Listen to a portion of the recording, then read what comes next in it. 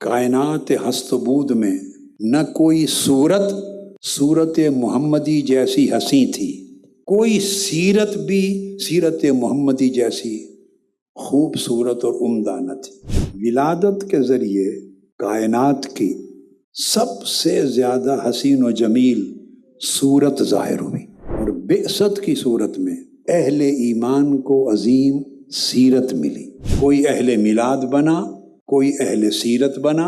اللہ کا شکر ہے کہ منہاج القرآن کے ذریعے آج اہل میلاد اور اہل سیرت یکجان و یکجا ہو گئے۔ آقا علیہ السلام کے پاس بیٹھنے والا ہر شخص یوں محسوس کرتا کہ سب سے زیادہ الفت و شفقت میرے اوپر ہے۔ ہمارے تو لفظوں کے تیر چھلنی کر دیتے ہیں۔ کیا تعلق ہے آج ہمارا دین کے دعوے داروں کا سیرت محمدی کے ساتھ؟ آقا علیہ السلام نے یہ پورا کا پورا کلچر دیا، ادب کا کلچر دیا، تعظیم و تکریم کا کلچر دیا۔ ہماری مجلسوں میں نہ علم رہا، نہ حلم رہا، نہ حیا رہا، نہ امانت رہی، نہ صبر رہا، نہ ادب رہا۔ ہم نے پورا دین صرف چند رسوم پر محدود کر لیا ہے، انہیں آقا کی سیرت میں ڈھلنا ہوگا۔ السلام علیکم ورحمۃ اللہ وبرکاتہ۔ ناظرین، ڈاکٹر طاہر القادری نے سیرت مصطفیٰ اور صورت مصطفیٰ بہت اچھے انداز میں بیان کیا، آپ بھی یہ بیان سنیں۔ نحمدہ ونصلی ونسلم علی سیدنا و مولانا محمد رسولہ النبی الامین المکین الحنین الکریم الرؤوف الرحیم وعلی آلہ الطیبین الطاہرین وصحبہ الکرام المتقین المخلصین، اما بعد فاعوذ باللہ من الشیطان الرجیم، بسم اللہ الرحمن الرحیم، انک لعلی خلق عظیم، صدق اللہ مولانا العظیم۔ اللہ رب العزت کا شکر ہے جس کی توفیق سے ہم آج سالانہ عالمی میلاد النبی صلی اللہ علیہ وآلہ وسلم کانفرنس پہ جمع ہے۔ آج کا مضمون یہاں سے شروع کرنا چاہتا ہوں کہ حضور علیہ الصلوۃ والسلام کے میلاد دو ہیں۔ ایک میلاد جسمانی ہے اور دوسرا میلاد روحانی ہے۔ قول جمہور کے مطابق جو ولادت آقا علیہ الصلوۃ والسلام کی 12 ربیع الاول کو ہوئی وہ میلاد جسمانی تھا، اور آقا علیہ الصلوۃ والسلام کی ایک ولادت 40 برس کی عمر میں ہوئی بصورت بعثت، وہ آپ کا میلاد روحانی تھا۔ یہ ایک نیا زاویہ ہے آقا علیہ السلام کی دو ولادتوں کو دیکھنے کا۔ ایک ولادت ہے اور ایک بعثت۔ ولادت یعنی میلاد، حضور نبی اکرم صلی اللہ علیہ وآلہ وسلم ولادت کے ذریعے حضور کا ظہور جمال ہوا، آپ کے جمال کا ظہور ہوا، اور بعثت کے ذریعے آپ کے کمال کا ظہور ہوا۔ ولادت کی صورت میں انسانی کائنات کو اور خاص طور پر اہل ایمان کو عظیم نعمت ملی، اور بعثت کی صورت میں اسی طرح عالم انسانی کو راہ ہدایت اور اہل ایمان کو عظیم سیرت ملی۔ ولادت کے ذریعے کائنات کی سب سے زیادہ حسین و جمیل صورت ظاہر ہوئی۔ ایسی صورت کبھی منصہ شہود پر نہ ظاہر ہوئی تھی نہ کسی نے دیکھا تھا۔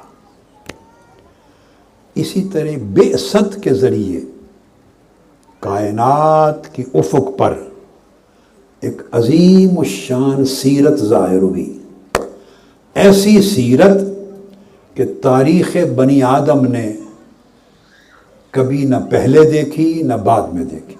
حضور علیہ السلام کی آمد سے انسانیت کا ایک ایسا کامل نقشہ ظاہر ہوا جس کو اللہ رب العزت نے ابد الآباد تک اسوہ حسنہ بنا دیا، یہ فرما کر لقد کان لکم فی رسول اللہ اسوۃ حسنہ۔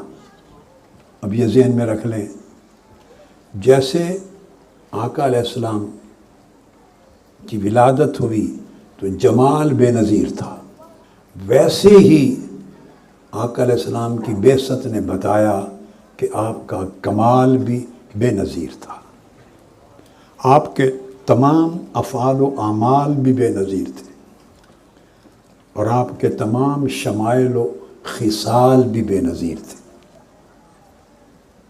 اب دو چیزیں سامنے آ گئیں، ایک آقا علیہ السلام کی پیاری صورت اور ایک آپ کی پیاری سیرت،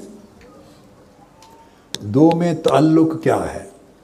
بر صغیر پاک و ہند کی بدقسمتی کہ مدتوں تک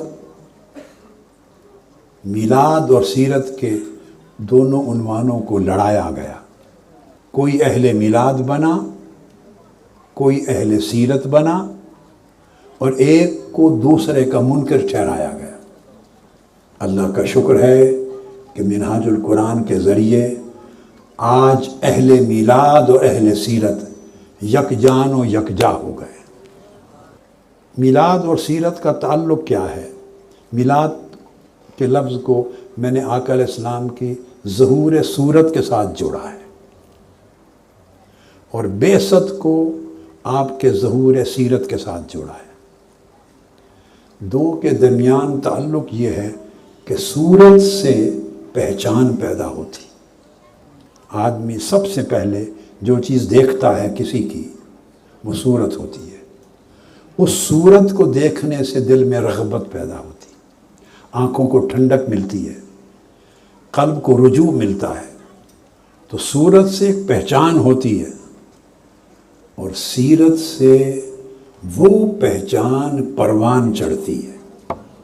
اگر صورت سے تعلق رکھ لیا جائے اور سیرت کو مضبوطی سے تھاما نہ جائے تو پہچان بس پہچان رہ جاتی ہے، وہ پروان نہیں چڑھتی اور زندگی ویران ہو جاتی۔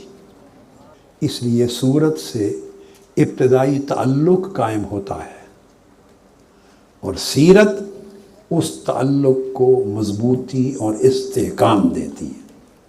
لہٰذا اس پر ہر مومن کا ایمان ہونا چاہیے کہ کائنات ہست و بود میں نہ کوئی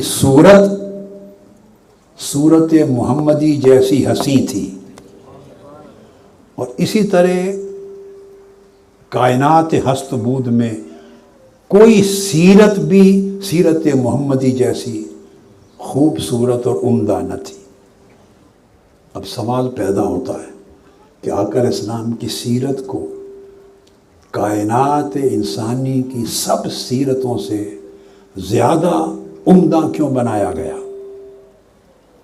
اب یہ نقطہ میرا اگلا نقطہ ہے گفتگو کا، اس کو غور سے سمجھیں کہ تمام انبیاء علیہ السلام جو دنیا میں تشریف لائے، تمام انبیاء اور رسل، یاد رکھ لیں وہ صرف اپنی امت کے نبی تھے۔ ہر نبی جو دنیا میں آیا وہ اپنی امت کا نبی تھا، لیکن حضور علیہ الصلوۃ والسلام صرف امت کے نہیں، سب نبیوں کے بھی نبی تھے۔ آپ نبی امت ہی نہیں تھے، نبی الامم ہی نہیں تھے، بلکہ نبی الانبیاء تھے، سب نبیوں کے نبی تھے۔ آپ کے ذہن میں سوال آ سکتا ہے، کیا یہ کہنا محض محبت اور عقیدت کے باعث ہے، یا اس کی کوئی اصل ہے، حقیقت ہے؟ ہاں، یہ جو بات میں نے کہی کہ آقا علیہ السلام نبی الانبیاء تھے، نبیوں کے بھی نبی تھے، صرف آقا علیہ السلام کی امت نے آپ کا کلمہ نہیں پڑھا، سب نبیوں نے بھی آپ کا کلمہ پڑھا۔ اب آپ سوچ رہے ہوں گے کیسے؟ تو قرآن مجید سے پوچھتے ہیں۔ اللہ رب العزت نے جمی ارواح انبیاء کو جمع کیا اور جمع کر کے ان سے کلام کیا، انبیاء کی روحوں سے خطاب کیا اور فرمایا اعوذ باللہ من الشیطان الرجیم وَإِذْ أَخَذَ اللَّهُ مِيثَاقَ النَّبِيِّينَ لَمَا آتَيْتُكُم مِّن كِتَابٍ وَحِکْمَةٍ کہ اللہ رب العزت نے تمام انبیاء اور رسولوں کو جمع کر کے ان سے ایک عہد لیا، ایک وعدہ، ایک میثاق لیا اور معاہدہ کیا۔ وہ میثاق اور عہد کیا تھا؟ فرمایا لما آتیتکم من کتاب و حکمہ، انبیاء سے فرمایا کہ جب میں تمہیں دنیا میں بھیجوں اور تمہیں کتاب دے لوں اور علم و حکمت سے نواز دوں، ثم جاءکم رسول، پھر تمہارے بعد میرا ایک منتخب چنیدہ و برگزیدہ رسول آئے گا صلی اللہ علیہ وآلہ وسلم، مصدق لما معکم، جو کتابیں، جو پیغامات، جو تعلیمات آپ دے چکے ہوں گے، وہ ان ساری تعلیمات کی اور کتابوں کی اور تمہارے علم و حکمت کی تصدیق کرے گا۔ وہ تمہاری اور تمہاری نبوتوں اور تمہاری تعلیمات کا مصدق ہوگا۔ یہاں تک اللہ رب العزت نے حضور علیہ السلام کا مرتبہ بیان کیا کہ ان کا سٹیٹس کیا ہوگا۔ وہ جب دنیا میں آئیں گے تو تمہاری نبوتوں کی تصدیق کریں گے، تمہاری رسالتوں کی تصدیق کریں گے، تمہاری کتابوں کی تصدیق کریں گے، تمہارے صحائف کی تصدیق کریں گے، تمہاری تعلیمات کی تصدیق کریں گے۔ یہاں تک آقا علیہ السلام کا مرتبہ بیان کیا۔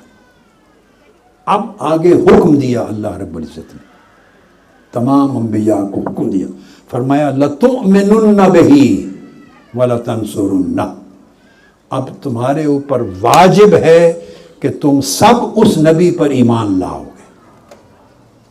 لَتُؤْمِنُنَّ بِهِ نے حضور علیہ السلام کو نبی الانبیاء بنا دیا۔ جس طرح تمہاری امتیں تم پر ایمان لائیں گی، اس طرح تم سب اس نبی آخر الزماں پر ایمان لاؤ گے۔ وَلَتَنْصُرُنَّهُ، اور اگر اس کا زمانہ پالو تو اس کے مشن کی مدد کرو گے۔ جب اللہ رب العزت نے یہ پوری سٹیٹمنٹ انبیاء علیہ السلام کے آگے رکھ دی تو ان سے پھر سوال کیا اَأَقْرَرْتُمْ، کیا تم اس امر کا اقرار کرتے ہو کہ تم اس نبی آخر الزماں پر ایمان لاؤ گے؟ وَأَخَذْتُمْ عَلَىٰ ذَلِكُمْ إِصْرِي، اور اس امر پر میرے ساتھ وعدہ کرتے ہو؟ اللہ رب العزت نے پوچھا۔ جواباً انبیاء علیہ السلام نے کہا قالوا اقررنا، انہوں نے کہا کہ باری تعالیٰ ہم نے اقرار کر لیا، تیرے نبی آخر الزماں کا کلمہ پڑھنے کا اقرار کر لیا، ہم ان پر ایمان لائیں گے۔ ایمان لانا کلمہ پڑھنا ہے۔ قال، پھر اللہ رب العزت نے فرمایا فاشہدوا وَأَنَا مَعَكُم مِّنَ الشَّاہِدِينَ، پھر تم گواہ ہو جاؤ اور میں بھی تمہارے ساتھ گواہوں میں شریک ہوتا ہوں۔ اس طرح حضور علیہ السلام کو عالم ارواح میں، کائنات انسانی میں سلسلہ بعثت شروع کرنے سے بھی پہلے حضور علیہ السلام کو نبی الانبیاء بنا دیا، سب نبیوں کا نبی بنا دیا۔ چونکہ آقا علیہ السلام کو سب نبیوں کا نبی بنایا، اس لیے ہر نبی کو حکم دیا کہ وہ اپنی اپنی امت کو حضور علیہ السلام کی بعثت کی خوشخبری سناتا جائے کہ وہ کسی کے زمانے میں آ جائیں تو ان پر ایمان لاؤ گے، اور اگر وہ بعد کے زمانے میں آئیں تو حضور علیہ السلام کی خوشخبری سنانا ہی حضور پر ایمان لانا بن گیا۔ سو ہر نبی ایسا کرتا رہا، حتیٰ کہ سیدنا عیسیٰ علیہ السلام جب مبعوث ہوئے تو انہوں نے بھی کہا مبشرم برسول یاتی من بعد اسمہ احمد، میں بھی پہلے نبیوں اور رسولوں کی طرح اپنے بعد آنے والے رسول آخر الزمان کی بشارت دیتا۔ جب یہ نقطہ سمجھ میں آ گیا تو یہاں سے ایک اور اصول وضع ہوا، یہ بات توجہ طلب ہے۔ ایک اور اصول وہ یہ کہ ایمان تو عالم انسانیت میں نبیوں کے ذریعے پہنچا، ایمان کا پیغام، اور ہر امتی کو یا اس زمانے کے ہر انسان کو ایمان ملا اس دور کے نبی کا کلمہ پڑھنے سے، لیکن انہیں آقا علیہ السلام پر ایمان لانے کا ذمہ دار ٹھہرایا جا رہا ہے۔ تو اس سے یہ بات معلوم ہوئی کہ دنیا میں ہر مومن کا جو ایمانی وجود ہے، ایمانی، وہ اس کے نبی کے ایمانی وجود کے تابع ہے۔ اس کے نبی کا جو ایمانی وجود ہے، اس کی امت میں ہر مومن کا ایمانی وجود اس کے تابع ہے، اور پھر ہر نبی کا ایمانی وجود، ہر نبی کا، وہ حضور علیہ السلام پر ایمان لانے کے تابع ہے۔ تو حضور پر ایمان لانے سے انبیاء پہلے مومن بنے، بعثت ہونے سے بھی قبل عالم ارواح میں، پھر نبی بنے، اور آقا علیہ الصلوۃ والسلام پر چونکہ ایمان لانا ہر نبی پر واجب ٹھہرا اور حضور کو نبی الانبیاء بنایا گیا، تو اس سے معلوم ہوا، اور حضور علیہ السلام پر ایمان لانے سے ہی ہر نبی کے منصب نبوت کی توثیق ہوئی، تو معلوم ہوا کہ اصل ایمان حضور علیہ الصلوۃ والسلام کو ماننا ہے۔ باقی تمام ایمان حضور علیہ السلام پر ایمان لانے کے تابع ہیں۔ ہر امت کا ایمان حضور علیہ السلام پر ایمان لانے کے تابع ہے۔ اب یہاں پر ہمیں اپنے ایمان کی حقیقت کو سمجھنا آسان ہو جائے گا۔ میں ایک مثال دیتا ہوں جس سے ایمان کی حقیقت بڑی سمجھ میں آ جائے گی، اور یہ جو تعلق ہے حضور پر ایمان لانے کے تابع ہے کائنات کے ہر مومن کا ایمان، خواہ وہ پہلے امتوں میں گزرا، خواہ وہ بعد میں آئے گا۔ اس کی مثال ایسے ہے کہ جب دھوپ نکلے اور روشنی ظاہر ہو تو آپ دھوپ سے ایک سوال کریں، دھوپ سے، سن شائن سے سوال کریں، اور دھوپ سے پوچھیں تو کیا ہے، تو کون ہے، کہاں سے آئی ہے، اپنی حقیقت بتا، یہ دھوپ سے پوچھیں، سن شائن سے، تو دھوپ آپ کو جواب دے گی، دھوپ اور روشنی آپ کو جواب دے گی۔ وہ یہ کہے گی کہ میں خود کچھ بھی نہیں ہوں، میں خود کچھ بھی نہیں ہوں، بلکہ میں صرف سورج کا پرتو ہوں۔ اس کا مطلب یہ ہے کہ دھوپ یہ کہہ رہی ہے کہ میرا وجود اصلی نہیں ہے، اصلی وجود سورج کا ہے، اور میں سورج سے ہٹ کر کوئی مستقل وجود نہیں رکھتی، بلکہ دھوپ کہے گی، روشنی، سن شائن، کہ میرا وجود اس وقت تک ہے جب تک میں خود سورج سے جڑی ہوئی ہوں۔ اگر میں سورج سے کٹ جاؤں تو میں خود نہ رہوں، میں اس وقت تک قائم ہوں، نظر آتی ہوں، دکھائی دیتی ہوں، تپش دیتی ہوں، روشنی دیتی ہوں، جب تک میں سورج سے جڑی ہوئی ہوں۔ لہٰذا یہ حقیقت ہمارے ایمان کی ہے۔ ہمارا ایمان اس وقت تک مقبول ہے اور اس کا وجود ہے جب تک ہم ذات مصطفیٰ کے ساتھ جڑے ہوئے ہیں۔ جب ہماری نسبت آقا علیہ السلام کے ساتھ قائم ہے، جس لمحے ہم نسبت محمدی سے کٹ گئے یا وہ نسبت کمزور ہو گئی، ہمارے ایمان کا کوئی وجود نہیں۔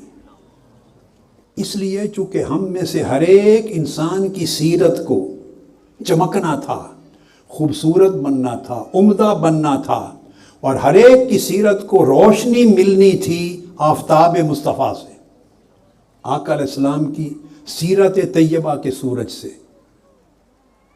اولین و آخرین سب کو روشنی، اس لیے حضور علیہ السلام کو فرمایا قرآن مجید نے दाइयन इलल्लाह बिइज़्निही व सिराजम मुनीरा, चमकाने वाला, रोशन करने वाला सूरज बनाया। तो हुजूर का सिराज मुनीर होना बेसत या विलादत के बाद से नहीं है। जब आका अलैहिस्सलाम अभी उफ़क़ बशरियत पे नहीं चमके थे बल्कि उफ़क़ रूहानियत पर थे, तब भी आप कायनात हस्तबूत को नूर अता कर रहे थे। तब भी सब के ईमान की शमें हुजूर के वजूद मसऊद से चमक रही थी। यही वजह है कि आका अलैहिस्सलाम की सीरत से सब सीरतों को रोशन होना था, अव्वलीन व आखिरीन तक। इसलिए आपकी सीरत को इतना अजीमुशान बनाया, इतना अजीमुशान बनाया कि उसमें कोई कमी न रहे और किसी को सीरत मोहम्मदी से बाहर फैज़ लेने की हाजत न रहे। इसलिए आपकी सीरत को निहायत अकमल और अहसन व अजमल बनाया, और इतना अकमल और अहसन बनाया कि ख़ुद रब्बे ज़ुल जलाल ने अपनी ज़ुबान मुबारक से कहा, हुजूर को खिताब करते हुए, इन्नका लअला खुलुक़िन अज़ीम, मेरे हबीब आप खुलुक़ अज़ीम के मर्तबे के ऊपर फायज़ हैं। खालिक होकर जब अपनी मखलूक में किसी शय को खुद अज़ीम कहेगा, खालिक होकर, तो आप अंदाज़ा कर सकते हैं, यानी बंदा किसी को अज़ीम कहे तो माना और है, मगर रब किसी को अज़ीम कहे तो माना और है। इसलिए इस सीरत तैयबा का मैं अपनी गुफ्तगू में इब्तिदाअन एक इजमाली नक्शा पेश करना चाहता, ताकि आपके दिल व दिमाग, आपके तसव्वुरात जुड़ जाएं आका अलैहिस्सलाम की सीरत तैयबा से, और आपकी सीरत तैयबा का एक सरापा आपकी आँखों के सामने आ जाए। आका अलैहिस्सलाम की सीरत तैयबा का आलम यह था कि आप कायनात के तमाम लोगों से बेहतर अखलाक रखने वाले थे। अब मैं सीरत पाक का जिक्र करता हूँ। सबसे ज़्यादा नर्म मिजाज थे, सबसे ज़्यादा पाकीज़ा दिल रखने वाले, सबसे बेहतर खूबसूरत कलाम वाले, सबसे ज़्यादा शुक्रगुजार, सबसे ज़्यादा हिम्मत, इस्तिताअत और जुर्रत रखने वाले, सबसे ज़्यादा लतीफ़ लहजा रखने वाले। बोलते तो हुजूर के लहजे से ज़्यादा लतीफ़ लहजा कोई न था। सबसे ज़्यादा शीरी गुफ्तार, सबसे ज़्यादा हर एक के वफ़ादार, सबसे ज़्यादा सखी, सबसे ज़्यादा अज़ीम, हर एक पर सबसे ज़्यादा तवज्जो करने वाले, सबसे ज़्यादा एहसान करने वाले और सबसे ज़्यादा माफ़ करने वाले थे। आप हमसायों से हमेशा बेहतरीन सलूक करते, हर एक की कमी कोताही से दरगुजर करते, सखावत से काम लेते, नरम गुफ्तारी को महबूब रखते, हर एक को खाना खिलाते, यतीमों की कफ़ालत करते, सलाम को आम करते, बड़ों की इज़्ज़त करते, छोटों पर शफ़क़त करते, कम सिनों पर मोहब्बत करते, सिलारेमी करते रिश्तेदारों के साथ, नातवानों कमज़ोरों का बोझ उठाते, मेहमानों की ज़ियाफ़त करते, मोहताजों के लिए रिज़्क़ फराहम करते, महरूमों के साथ खाना तनावुल फरमाते, हक़ की खातिर मुसीबतों में घिरे हुओं की मदद करते, फ़ुक़रा के साथ चलते और कमज़ोरों और मसाकीन के साथ बैठते। आपकी हयात तैयबा में फजूल गोई न थी, कज़िब और झूठ न था, गुनाह न था, कीना परवरी न थी, सख्त रवी न थी, धोखाबाजी न थी, कतारेमी न थी। आप सरापा हिल्म और बुर्दबारी का पैकर थे। आपकी तबीयत में बर्दाश्त थी। आप कसीर दर्जा फजल व एहसान करने वाले थे। जो आपसे कता ताल्लुक़ करता, हुजूर उससे ताल्लुक़ जोड़ते। जो आपसे कोई नेमत रोकता, हुजूर उसको अता करते। जो आपको नाराज़ करने की कोशिश करता, हुजूर उसको खुश करते। कोई गलती करता, हुजूर माफ़ करते। ज़्यादती करने वाले पर मज़ीद करम निछावर करते। कोई अज़ियत देना चाहता, हुजूर सब्र करते। गुस्सा आने की कैफियत में भी हुजूर अपने आप पर ज़ब्त करते और हमेशा सब्र और हिल्म का पैकर रहते। सब्र और हिल्म का। سب لوگوں سے زیادہ باحیات ہیں، پردے کے معاملے میں نگاہیں نیچی رکھتے، سینہ کشادہ، نورانی چہرہ، سب سے زیادہ جمیل، لطف اور نرمی میں سب سے بڑھ کر عطا و کرم میں سب سے زیادہ مہربان، صفات و خصال میں سب سے زیادہ لطیف، طبیعت میں سب سے زیادہ نرم، معاشرت میں سب سے زیادہ کریم، ادب و تہذیب میں سب سے زیادہ کامل، چہرہ سب سے زیادہ دل نواز، انس اور بشاشت ہمیشہ حضور کے چہرے پر کھیلتی، ہمیشہ کشادگی رہتی، طبیعت میں پاکیزگی رہتی، اور حیا اتنا کہ پردے میں بیٹھی دوشیزہ بھی شرما جاتی، مزاج میں نازک لطیف جیسے صبح و صادق کی خنک ہوائیں ہوں، نہ کبھی سخت گفتگو کی، نہ تنگ دلی دکھائی، نہ کسی پر ملامت کی، نہ عیب جوئی کی، نہ کسی کو جھاڑا، نہ ڈانٹ پلائی، نہ کسی کو نیچا دکھایا، نہ اپنی برتری بتائی۔ آپ کی شفقت محبت کا عالم یہ تھا کہ ہر ایک کو اپنے ساتھ مانوس کرتے، جو دور سے دیکھتا آپ کے حسن کا رعب طاری ہو جاتا، اور جو جتنا قریب آتا اتنا حضور کے ساتھ محبت کرنے لگ جاتا، ہر ایک کو مانوس کرتے، ہر ایک سے حسن سلوک فرماتے، ہر قوم کے معزز شخص کو ان کے مرتبے کے مطابق عزت دیتے، دل میں سخاوت تھی۔ کوئی شخص آپ کے چہرے پر نگاہیں گاڑ کے نہ دیکھ سکتا، ساتھیوں میں صحابہ میں کبھی قدم اور ٹانگیں پھیلا کے نہ بیٹھتے، کوئی صحابی بیمار ہوتا تو خبر گیری کو جاتے، حتیٰ کہ یہودی کا بیٹا بھی بیمار ہوا تو اس کے گھر بھی خبر گیری کو گئے، وفود مہمانوں کے لیے دروازے کبھی بند نہ کرتے، کوئی بات کرتا تو حضور اس کی بات کاٹتے نہیں تھے، جس کے ساتھ کوئی ضرورت ہوتی وہ طلب کرتا تو اس کے ساتھ بیٹھ جاتے، اور جب تک وہ بات ختم نہ کرتا حضور نہ اٹھتے نہ اس سے منہ موڑتے، اور آقا علیہ السلام کے پاس بیٹھنے والا ہر شخص بیٹھنے والا یوں محسوس کرتا کہ سب سے زیادہ الفت و شفقت میرے اوپر ہے۔ آپ اس طرح کامل شفقت اور رحمت و رافت کے پیکر تھے کہ آپ کی رحمت ہر شے پہ محیط تھی۔ نرم طبی کو حضور محبوب رکھتے تھے، ہر ایک سے نرم طبیعت سے پیش آتے۔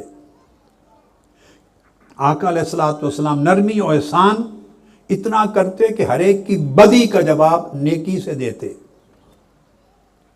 مہمان کو عزت دیتے، جانبداری پسند نہ تھی، نا انصافی پسند نہ تھی، ظلم کے جو اسباب زندگی میں ہوتے ہیں ان کو ختم کرتے، تربیت کرتے، وقتاً فوقتاً وقفوں سے تھوڑی تھوڑی نصیحت کرتے، واعظ فرماتے تاکہ کوئی اکتا نہ جائے۔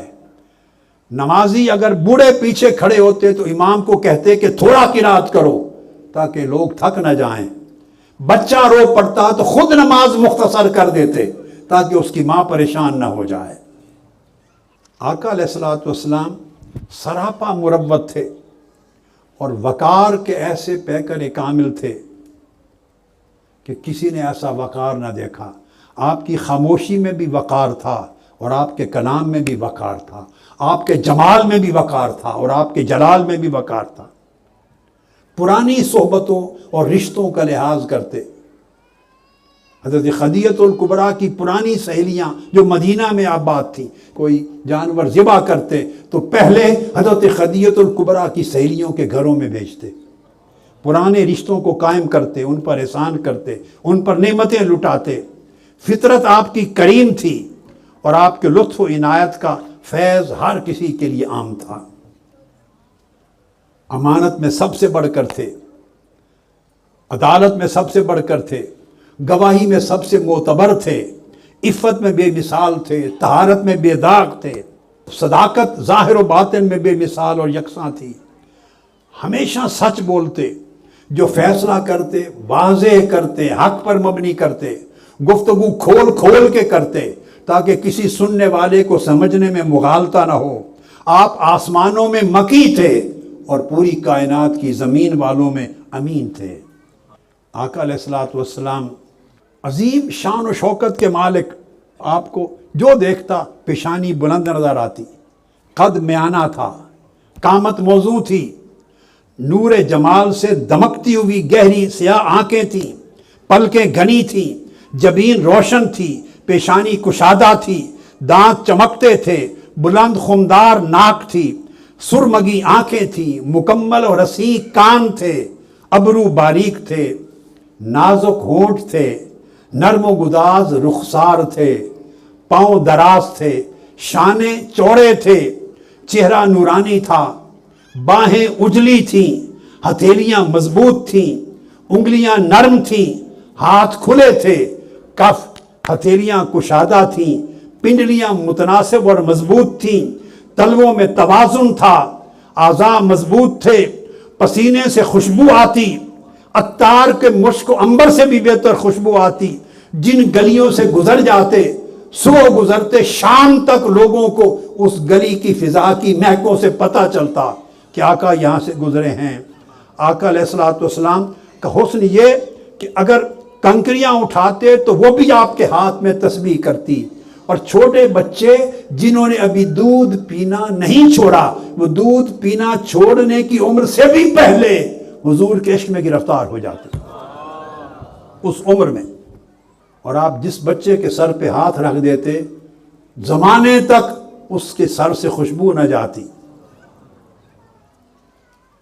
قریب سے دیکھنے والے آپ کو سب سے زیادہ شیریں اور دل ربا جانتے، دور سے دیکھنے والا آپ کو حسن کا پیکر دیکھتا، آپ کا چہرہ 14ویں رات کے چاند کی طرح چمکتا، اور ایسا لگتا جب چلتے جیسے کسی ڈھلان سے نیچے اتر رہے ہیں آقا علیہ السلام، اور جب کلام کرتے تو ایسی جامع کلام کرتے کہ سننے والا حیران و شش در رہ جاتا۔ خوشبو میں آپ عنبر کی طرح تھے، بہترین عطر کی طرح، جسم و لباس میں بڑے لطیف و نظیف تھے۔ آقا علیہ السلام ہر وقت جدھر جاتے خوشبو بکھیرتے تھے، ایسے لگتا جیسے کوئی نرم و نازک شاخ گل ہوا سے لہرا رہی ہے، ہوائیں مہک رہی ہیں۔ آقا علیہ السلام کی مہک میں ایسی تاثیر تھی کہ خوشبو فروشوں کی ساری خوشبوئیں ماند پڑ جاتی، عورتیں اور قبیلے کے لوگ آقا کے پسینے کو لے جاتے اور مدتوں تک بطور خوشبو عطر کے استعمال کرتے۔ جو شخص آپ سے مصافحہ کر لیتا سارا دن اس کی ہتھیلی سے خوشبو آتی رہتی، اور اگر کسی بچے کے سر پہ دست شفقت رکھتے اور بچہ بچوں کے ساتھ کھیلنے جاتا تو بچوں کی بھیڑ میں وہ خوشبو سے پہچانا جاتا۔ جس راہ سے گزرتے اس میں عطر فشانی ہوتی۔ الغرض اس محبوب خدا کی مثل نہ پہلے تھی، نہ آپ کے زمانے میں ہوئی، نہ قیامت تک ہوگی۔ یہ آقا علیہ الصلوۃ والسلام کی سیرت طیبہ کا ایک نقشہ اجمالی سا میں نے آپ کے سامنے رکھا کہ تفصیل میں جانے سے پہلے آپ کا کہ سیرت طیبہ کا ایک سراپا آپ کے سامنے آ جائے۔ اب خلق عظیم آقا علیہ السلام کا، سیرت طیبہ کی عظمت جس کو اللہ رب العزت نے عظیم کہا، وہ کیسا عظیم تھا، اب اس کا مضمون سیدنا امام عالی مقام امام حسین علیہ السلام سے پوچھتے۔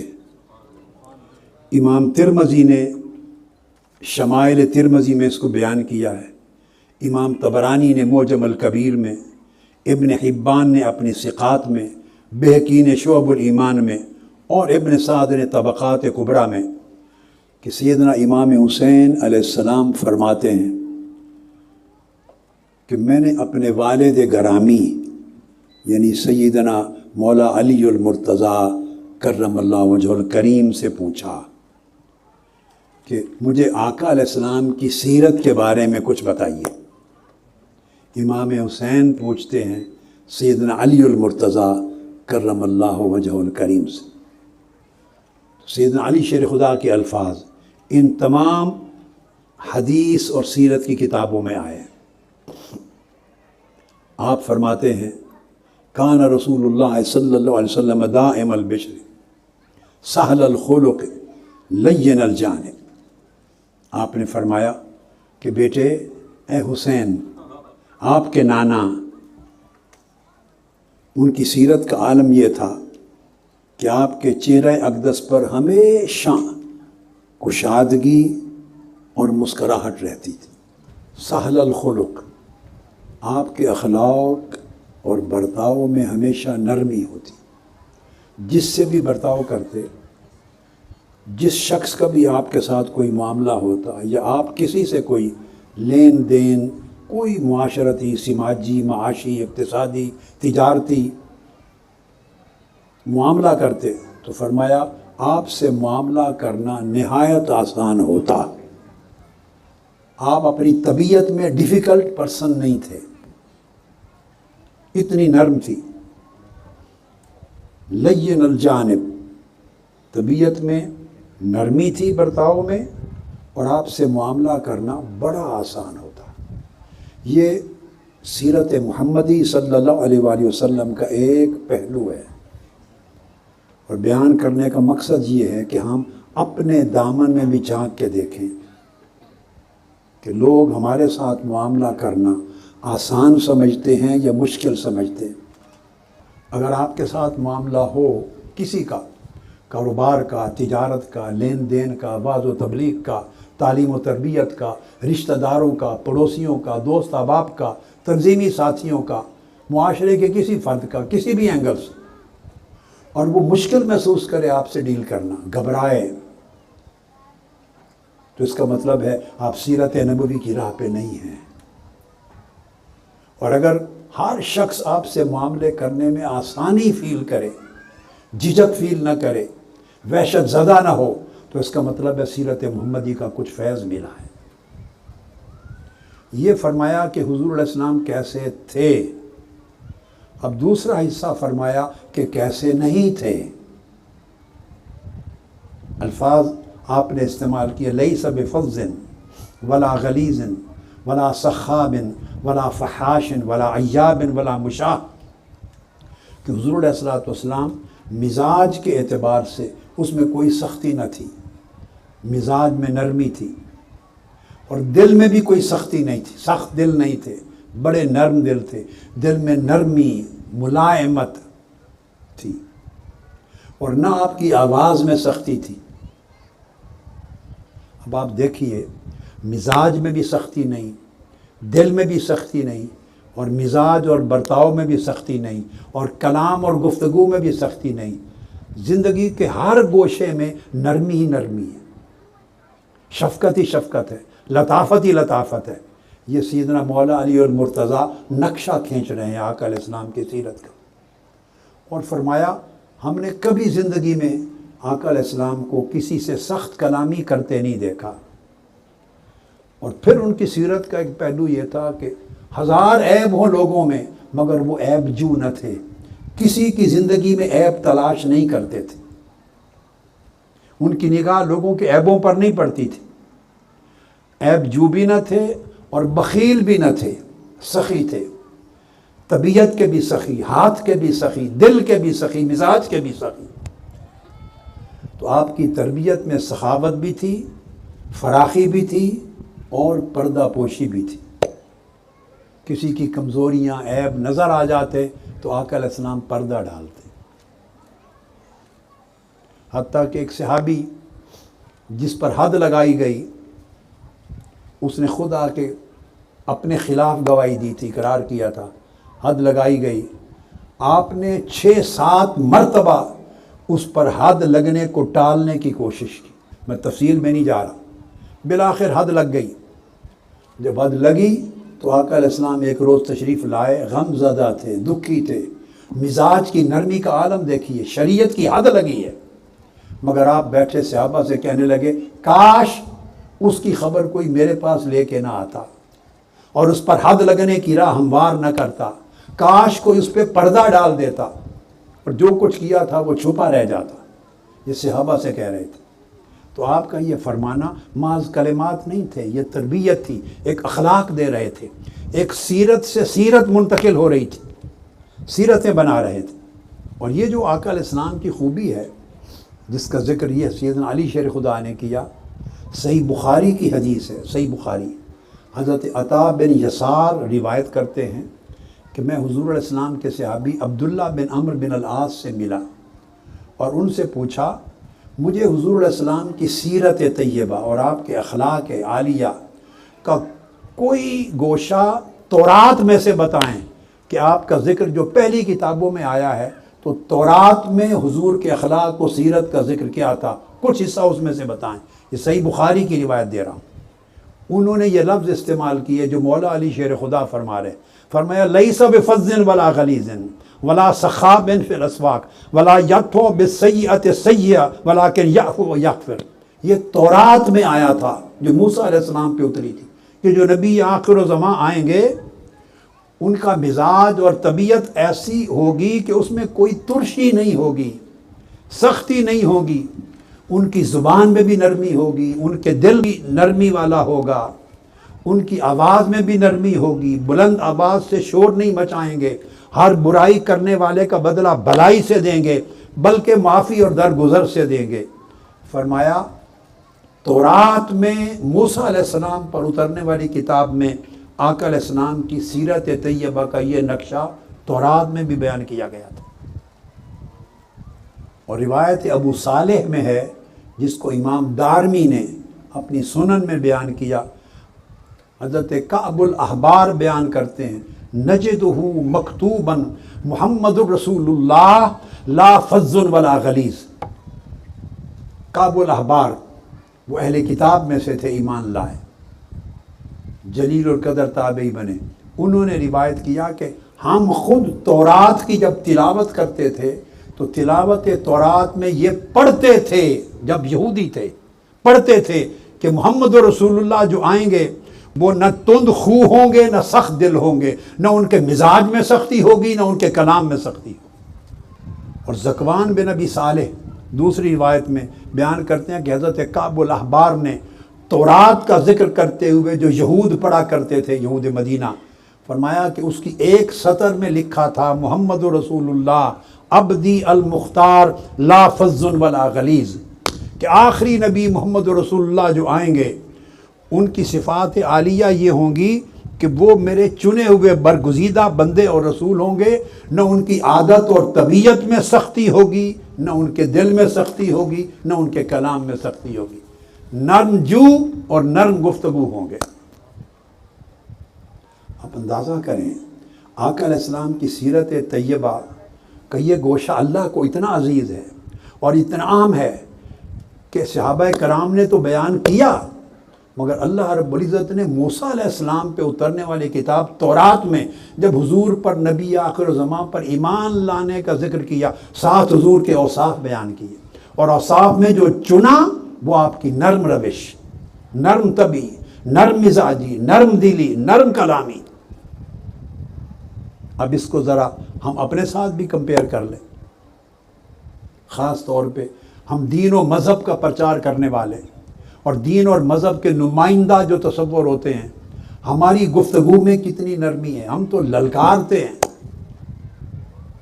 ہمارے تو لفظوں کے تیر دوسروں کو چھلنی کر دیتے ہیں، ہم کسی کو عزت کا نام کسی کے ساتھ نہیں لیتے، جس سے اختلاف ہو اس کو ایسے ایسے برے الفاظ کے ساتھ بلاتے اور اتنی اونچی آواز کے ساتھ شور و غوغا کرتے ہیں بیٹھ کر تقریروں میں، یوٹیوب میں، سوشل میڈیا میں، حلقات میں، اپنے مجمعات میں، اس طرح کرتے ہیں کہ جیسے چھوڑنا ہی کچھ نہیں۔ کیا تعلق ہے آج ہمارا دین کے دعوے داروں کا سیرت محمدی کے ساتھ؟ پھر اس کے بعد سیدنا علی شیر خدا فرماتے ہیں فرمایا قد ترک نفسہ من ثلاث المیراء والاکثار وما لا یعنی۔ آقا علیہ السلام نے 3 چیزوں سے اپنی ذات کو بچا رکھا تھا، 3 چیزیں ایسی تھیں جن سے اپنے آپ کو بچا رکھا تھا، اور 3 چیزیں ایسی تھیں جن سے دوسروں کو بچا رکھا تھا۔ 3 چیزوں سے خود پرہیز کرتے اپنی ذات کے لیے، اور 3 چیزوں سے دوسروں کو، ہر دوسرے شخص کو بچاتے۔ جو اپنی ذات کو جس سے بچا رکھا تھا، فرمایا ایک لڑائی جھگڑا، آپ کی زندگی میں کسی سے کوئی لڑائی جھگڑا نہ تھا۔ ایک شخص مکی اور مدنی زندگی کے 63 برس میں نہیں ملتا جس سے آقا علیہ السلام کی کبھی لڑائی ہو، تلخ کلامی ہوئی ہو، کبھی جھگڑا ہوا، ایک بھرپور انسانی بشری زندگی گزاری، خامند بھی تھے، ازواج مطہرات تھی، اولاد کے باپ بھی تھے، کسی کے رشتہ دار بھی تھے، کسی کے پڑوسی بھی تھے، تجارت بھی کی، معاملات بھی کیے، واز بھی کیا، بھرپور زندگی گزاری، مگر 63 برس میں کسی سے لڑائی نہیں ہے۔ اس سے اپنی ذات کو بچا رکھا تھا، اور لڑائی سے مراد کسی سے بحث و تکرار نہیں کرتے تھے اور کیل و کال نہیں کرتے تھے، یعنی کسی سے کلام ہوا تو کلام میں جھگڑا نہیں ہوا، بحث و تکرار تو میں نہیں ہوئی۔ اور دوسری چیز جس سے اپنے آپ کو بچا رکھا تھا وہ کثرت مال، دولت سمیٹنا، یعنی دنیا کا حرص، طمع اور لالچ اور دنیاوی مفادات کے پیچھے جانا، اس سے اپنی زندگی کو بچا رکھا تھا۔ بے نیاز تھے، بے نیاز تھے، فقیری میں امیری تھی، فاقہ میں سیرابی تھی، کچھ نہیں اگر ظاہراً تب بھی ساری کائنات ہاتھ میں تھی، اتنا غنا تھا، اور طمع اور لالچ سے اتنا پاک تھے۔ اور تیسری چیز جس سے بچا رکھا تھا، فرمایا بے مقصد بات کرنا اور لا یعنی بات کرنا، اس سے کلیتاً اجتناب کرتے، جو کلام فرماتے با معنی، با مقصد، پرپسفل۔ اور 3 چیزیں ایسی تھیں، وَتَرَكَ النَّاسَ مِنْ ثَلَاثٍ لَا يَذُمُّ أَحَدًا وَلَا يَعِيبُهُ وَلَا يَطْلُبُ عَوْرَتَهُ۔ اور 3 چیزیں ایسی تھیں جس سے ہر دوسرے شخص کو بچا رکھا تھا، وہ یہ: ایک مذمت، کسی کی مذمت نہ کرتے، دوسرا کسی میں عیب نہ نکالتے، یعنی کسی کو برا بھلا نہ کہتے، کسی کی عیب جوئی نہ کرتے، اور ہر ایک کی جو بھی کمزوری دیکھتے اس پہ پردہ ڈالتے، اس کی کمزوری کو بے نقاب نہ کرتے۔ اب آقا علیہ السلام کی یہ سیرت طیبہ ہمیں دین کی دعوت کا ایک منہج اور اسلوب دیتی ہے۔ اگر داعی اور دین کی دعوت دینے والا، دین کی تبلیغ کرنے والا، دین کا نمائندہ کہلانے والا، اللہ کا دین اور آقا علیہ السلام کا پیغام دوسروں تک پہنچانے والا، اگر اپنی زندگی میں، کلام میں، گفتگو میں، معاملے میں اس سیرت کی جھلک نہیں رکھتا، تو اس کی دعوت اور تبلیغ سے لوگ دین سے متنفر تو ہو سکتے ہیں، دین کی طرف رغبت نہیں پیدا کر سکتے۔ آقا علیہ السلام کی سیرت طیبہ بھی دیکھیے اور اپنے احوال بھی دیکھیے، اس وقت ہو کیا رہا ہے، اس وقت کیا ہو رہا ہے۔ حضرت عبداللہ بن عمر رضی اللہ تعالیٰ عنہ وہ فرماتے ہیں: لم یکن النبی صلی اللہ علیہ وآلہ وسلم فاحشا ولا متفحشا وکان یقول ان من خیارکم احسنکم اخلاقا، کہ فرماتے ہیں کہ آقا علیہ السلام کی طبیعت میں سخت یا بری بات کہنا طبیعت میں ہی نہیں تھی، اور طبیعت میں بد کلامی، سخت کلامی نہیں تھی، اور ہمیشہ ہر ایک کو یہ کہتے کہ تم میں سے بہترین شخص وہ ہے جس کے اخلاق بہترین ہیں۔ اور آقا علیہ السلام نے فرمایا: ان مکارم الاخلاق من اعمال الجنہ، اچھے اخلاق یہ جنت کے اعمال میں سے ہیں، جس کے اخلاق اچھے دیکھو سمجھو جنتی ہے۔ تو لوگوں کو جنت کی راہ دکھانے والے اگر خود بد اخلاق ہوں گے تو آپ کس کھاتے میں ٹھہرائیں گے ان کو؟ حضور علیہ السلام نے فرمایا: اول ما یوضع فی المیزان الخلق الحسن۔ طبرانی نے روایت کیا کہ قیامت کے دن سب سے پہلی چیز جس کو ترازو میں تولا جائے گا، جب اعمال تولیں گے، سب سے پہلا عمل جس کو قیامت کے دن ترازو میں تولا جائے گا وہ اخلاق ہے۔ ہر چیز بعد میں، خلق حسن کا پلڑا جس کا بھاری ہوگا اس کے لیے جنت آسان ہو جائے گی۔ اسامہ بن شریک روایت کرتے ہیں، امام احمد بن حنبل نے مسند میں روایت کیا، روایت کرتے ہیں کہ صحابہ کرام نے کہا: یا رسول اللہ ما خیر ما اوتی العبد، یا رسول اللہ کوئی ایسی چیز بتائیں جو سب سے بہترین تحفہ ہے اللہ نے اپنے کسی بندے کو عطا کیا ہو، اللہ کا سب سے بہترین تحفہ جو کسی بندے کو مل سکتا ہے، کیا؟ فرمایا: خلق حسن، بہترین اخلاق۔ بہترین اخلاق سے بہتر کوئی تحفہ نہیں جو اللہ اپنے کسی بندے کو عطا کرتا ہے۔ ابو ہریرہ رضی اللہ تعالیٰ عنہ روایت کرتے ہیں مسند احمد بن حنبل میں، آقا علیہ السلام نے فرمایا، جب پوچھا گیا سئل رسول اللہ صلی اللہ علیہ وسلم عن اکثر ما یدخل الناس الجنہ، یا رسول اللہ وہ عمل کون سا ہے جو سب سے زیادہ لوگوں کو جنت میں داخل کرے گا؟ وہ عمل بیان کریں، فرمائیے جس کے باعث سب سے زیادہ لوگ جنت میں جائیں گے۔ آقا علیہ السلام نے فرمایا تقوی اللہ و حسن الخلق، اللہ کا تقوی اور حسن اخلاق، اس کے ذریعے سب سے زیادہ لوگ جنت میں داخل ہوں گے۔ پھر سیدنا امام حسین رضی اللہ تعالی عنہ فرماتے ہیں کہ پھر میں نے پوچھا اپنے والد گرامی سیدنا مولا علی شیر خدا سے، فسألتہ عن مجلسہ، فرمایا ابا جان مجھے بتائیں جب آقا علیہ السلام مجلس میں بیٹھتے تھے، یہ نواسا ہے، گرینڈ سن ہے، جو اپنی زندگی میں دیکھا بچپن تھا وہ دیکھا، مگر بعد ازاں وہ پوری زندگی جو آقا علیہ السلام گزار کے لائے تھے اس کے جز کی تفصیلات بیٹھ کے پوچھ رہے ہیں کہ جب مجلس میں بیٹھتے تو لوگوں کے ساتھ آپ کا بیٹھنا برتاؤ کیسا تھا، اور مجلس کیسی ہوتی تھی آقا علیہ السلام کی۔ سیدنا علی شیر خدا نے فرمایا مجلسہ مجلس علم و حلم و حیاء و امانت و صبر۔ امام ترمذی نے اس کو شمائل محمدیہ میں بیان کیا، اور بہقی نے شعب الایمان اور دلائل النبوت، اور طبرانی نے المعجم الکبیر میں فرمایا حضور علیہ السلام کی مجلس ہمیشہ علم کی مجلس ہوتی، علم کی، اس مجلس سے لوگوں کو علم ملتا، جاہل کی جہالت دور ہوتی، بے خبر کو خبر ملتی، لوگوں کو علم کا نور ملتا، شعور ملتا، سوچ میں بہتری آتی۔ اور دوسرا فرمایا مجلس علم کے ساتھ مجلس علم تھی، آقا علیہ السلام کی مجلس میں بیٹھنے سے، آپ کی گفتگو سننے سے، آپ کا برتاؤ دیکھنے سے، اہل مجلس کے ساتھ معاملات کو اسٹڈی کرنے سے بندے کو علم ملتا، بندہ حضور علیہ السلام کی مجلس میں بیٹھ کے بردباری سیکھتا تھا، ایک علم ملتا اور ایک برداشت اور بردباری ملتی تھی ان کو، حضور کی مجلس کے یہ زینت تھی۔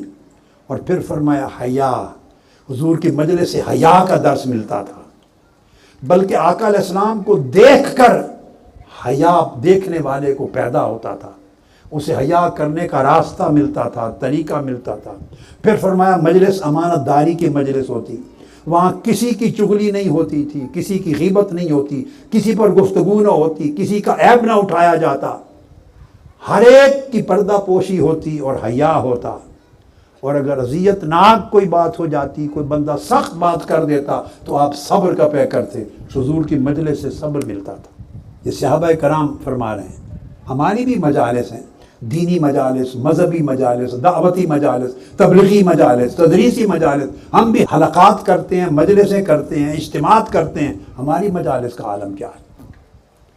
ہم کسی کا نام عزت کے ساتھ نہیں لیتے، اور دعوے دار دین کے عالم ہیں، مبلغ ہیں، دائی ہیں، آپ ہر روز صبح و شام دیکھتے ہیں انتہائی خلیص قسم کے القاب لیتے ہیں اپنے مخالفوں کے لیے، جن سے آپ کا اختلاف رائے ہے، اسے انسان بھی نہیں کہہ کے بلاتے، دجال سے بھی بدتر نام لیتے ہیں، انتہائی خلیص گالیاں لکھتے ہیں، آپ سوشل میڈیا بھرا پڑا ہے، جو کمنٹس ہوتے ہیں لوگوں کی ایک دوسرے کے اگینسٹ، ایک تماشا بنا دیا گیا دین کو۔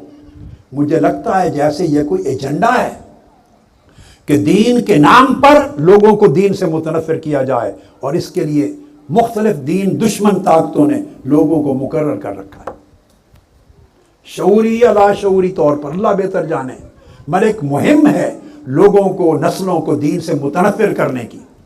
ہماری مجلسوں میں نہ علم رہا، نہ حلم رہا، نہ حیا رہا، نہ امانت رہی، نہ صبر رہا، نہ ادب رہا۔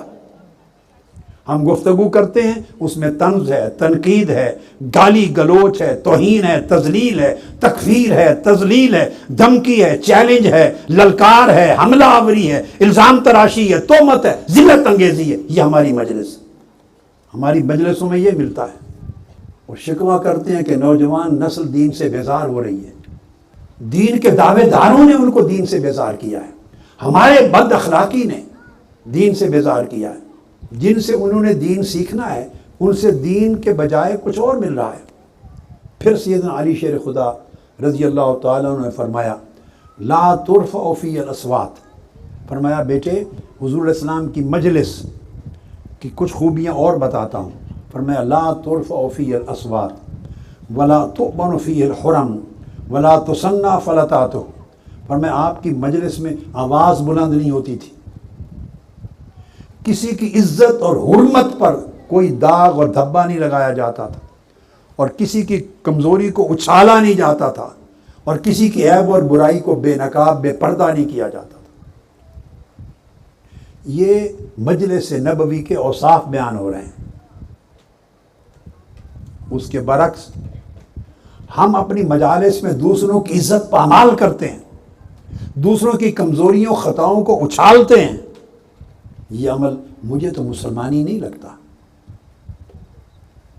آقا علیہ السلام اس عمل کے ساتھ دین کے دعوے داروں کو جب دیکھیں گے، مبلغوں کو دیکھیں گے، تو کیا ان کو اپنا امتی سمجھیں گے؟ پھر سیدنا امام علی مقام امام حسین علیہ السلام فرماتے ہیں کہ میں نے اپنے بابا جان سے سیدنا علی شیر خدار سے مزید پوچھا تو انہوں نے فرمایا وَيُؤَلِّفُهُمْ وَلَا يُفَرِّقُهُمْ وَيُكْرِمُ كَرِيمَ كُلِّ قَوْمٍ وَيُوَلِّيهِ عَلَيْهِمْ۔ یہ بھی امام ترمذی نے روایت کیا۔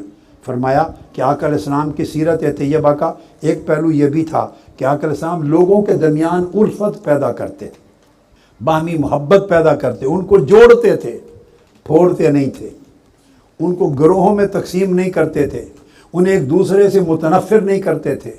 کسی قوم، طبقے یا مسلک یا کسی گروہ کا، قبیلے کا کوئی آدمی عزت والا بڑا ہوتا تو اس کی توقیر کرتے، تاکہ اس کے قبیلے والے یا گروہ والے یا فالور ان کی دل شکنی نہ ہو، اور اگر کوئی اسلام قبول کر لیتا اسی کو ان کا سربراہ مقرر کر دیتے تھے۔ یہ عالم تھا آقا علیہ السلام کے اخلاق کا، اور یہ آپ کا عملی نمونہ تھا۔ پھر حضور علیہ السلام کی سیرت طیبہ کا اگلا ایک نمایاں پہلو یہ تھا کہ آپ نے فرمایا کان النبی صلی اللہ علیہ وسلم اذا لاقی الرجل فرآ فی وجہہ البشر صافحہ۔ اگر آقا علیہ السلام سے کوئی شخص ملتا اور اس کے چہرے پر کشادگی دیکھتے، خوشی اور فرحت دیکھتے، چہرے پر ملائمت دیکھتے، نرمی، کشادگی، راحت دیکھتے، تو آقا علیہ السلام اتنا خوش ہوتے کہ اس کا ہاتھ پکڑ لیتے، اس کا بازو تھام لیتے، اور الفاظ آئے ہیں فرآ فی وجہہ بشرن اخذ بیدہ، جس کے چہرے پر ملائمت، کشادگی، مسرت، مسکراہٹ، نرمی دیکھتے، آقا اس کا ہاتھ پکڑ لیتے، پیار کے ساتھ پرتپاک طریقے سے استقبال کرتے، اس کا ہاتھ تھام کر، یعنی اپریشیٹ کرتے، یہ مسکراتا ہوا چہرہ مجھے پسند ہے۔ یہ میں نے جو پہلے نقشہ بیان کیا اس کا چند احادیث کے ذریعے سیدنا مولا علی شیر خدا کرم اللہ وجہ الکریم اور دیگر صحابہ کے روایات سے احادیث میں تھوڑی تفصیل دی۔ اب عملی نمونے کی طرف آتے ہیں۔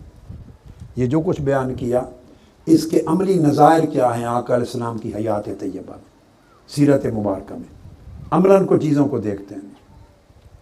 حضرت انس بن مالک رضی اللہ تعالیٰ عنہ روایت کرتے ہیں، اور یہ حدیث صحیح بخاری میں ہے، صحیح مسلم میں ہے، بہت سی کتب حدیث میں آئی ہے، متفق علیہ۔ فرماتے ہیں کہ میں حضور علیہ السلام کے ساتھ چل رہا تھا۔ اس واقعہ کو کئی طریق سے روایت کیا گیا ہے۔ مسجد سے فارغ ہوئے تو چل رہا تھا سین مسجد میں، اور ایک بار واقعہ پیش آیا باہر سفر میں آقا علیہ السلام کے ساتھ چل رہا تھا، اور حضور علیہ السلام کے جسم اطہر پر موٹے کناروں والی ایک نجرانی چادر تھی، نجران کی بنی ہوئی چادر اوڑھے ہوئے تھے، اور اس کے کنارے موٹے تھے، یعنی کھردرے تھے، سخت۔ ایک عربی آ گیا گاؤں سے، ایک بدو، اس نے آتے ہی ابھی بات نہیں کی، زور سے آقا علیہ السلام کی چادر کو پکڑا اور اس کو پکڑ کے زور سے کھینچا، اتنا زور سے کھینچا کہ اس چادر کی رگڑ سے آقا علیہ السلام کی گردن مبارک پر سرخ نشان لگ گیا، تکلیف ہو گئی۔ فرماتے ہم نے اپنی آنکھوں سے اس کی رگڑ کا سرخ نشان آقا علیہ السلام کی گردن مبارک پہ دیکھا اور کھینچ کر پھر وہ شخص کہتا ہے قال مرلی من مال اللہ الذی عندک، چادر کھینچ کر گردن پہ زخم نما کیفیت کر کے تو پھر وہ کہتا ہے کہ آپ کے پاس جو اللہ کا دیا ہوا مال ہے اس میں سے مجھے حصہ عطا کرو، اللہ کے دیا ہوا مال میں سے مجھے حصہ عطا کرو۔ اب ابو ہریرہ رضی اللہ تعالیٰ عنہ کی روایت میں مزید لفظ آئے ہیں، اس کے لفظ ہیں فحمر رقبتہ، آپ کی گردن سرخ ہو گئی اس رگڑ سے، فقال یا محمد صلی اللہ علیہ وسلم یا محمد احمل لی علی بعیری ہذین فإنک لا تحمل من مالک ولا من مال ابیک، کھینچ کر گردن سے تو کہنے لگا کہ اے محمد صلی اللہ علیہ وآلہ وسلم، میرے یہ 2 اونٹ ہیں، میں حاجت مند ہوں، میرا قبیلہ بھوکا ہے، قبیلے میں میرے خاندان میں بھوک ہے، مشکل ہے، 2 اونٹ لایا ہوں، ان کو غلے سے کھجوروں سے غلے سے بھر دو، اور مجھے جو کچھ دیں گے آپ اپنے مال سے نہیں دے رہے، نہ اپنے باپ کے مال سے دے رہے ہیں، یہ اللہ کے مال سے دیں گے جو اللہ نے آپ کو دے رکھا۔ ساتھ یہ خطاب کر رہا ہے، پہلے چادر سے گردن کو زخمی کر دیا، مبارک گردن کو، اور پھر کلمات یہ، آقا علیہ السلام نے اس کی طرف مڑ کر دیکھا، فالتفت الیہ فضحک، اس کی طرف اس طرح دیکھا اور مسکرا پڑے، مسکرا کر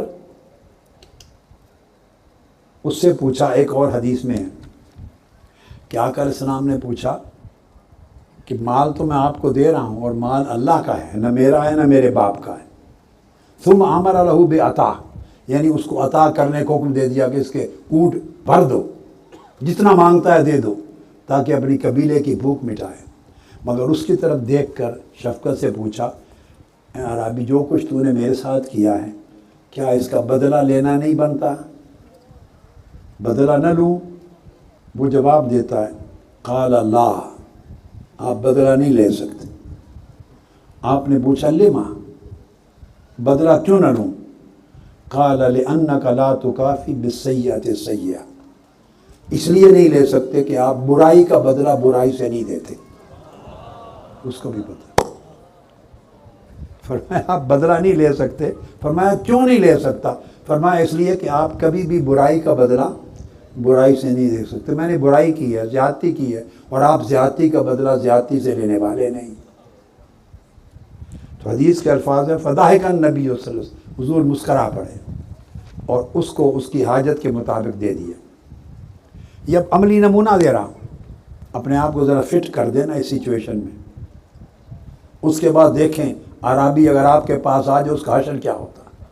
جبیر بن مطعم روایت کرتے ہیں، ایک اور حدیث ہے، صحیح بخاری کی حدیث ہے، اور امام احمد بن حنبل نے مسند میں روایت کیا، اور امام مالک نے الموطا میں بھی روایت کیا، جبیر بن مطعم سے کہ آقا علیہ السلام جب غزوہ حنین پر گئے اور واپس لوٹے، جنگ میں فتح یاب ہو گئے تھے مسلمان، تو مال غنیمت تھا بہت سارا۔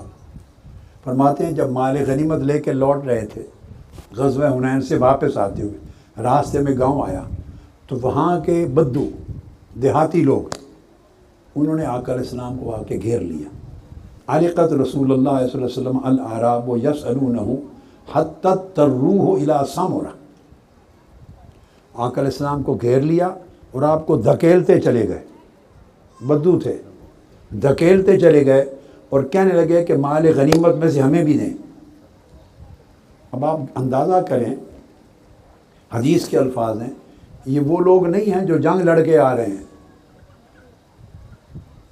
جن کا حق ہے مال غنیمت، وہ مجاہدین صحابہ نہیں ہیں، وہ تو آقا علیہ السلام کے ساتھ آ رہے ہیں، یہ تو رستے سے گزر رہے ہیں، ایک گاؤں ہے وہاں کے بدو، انہوں نے دیکھا کہ فتح ہو گئی ہے اور مال غنیمت آ رہا، آقا علیہ السلام کو گھیر لیا اور دھکیل کے ایک کانٹے دار درخت کے پاس جا کے چھوڑا، دھکیل کے لے گئے ایک کانٹے دار درخت میں، وہاں آپ کی کملی مبارک اڑ گئی، پھنس گئی۔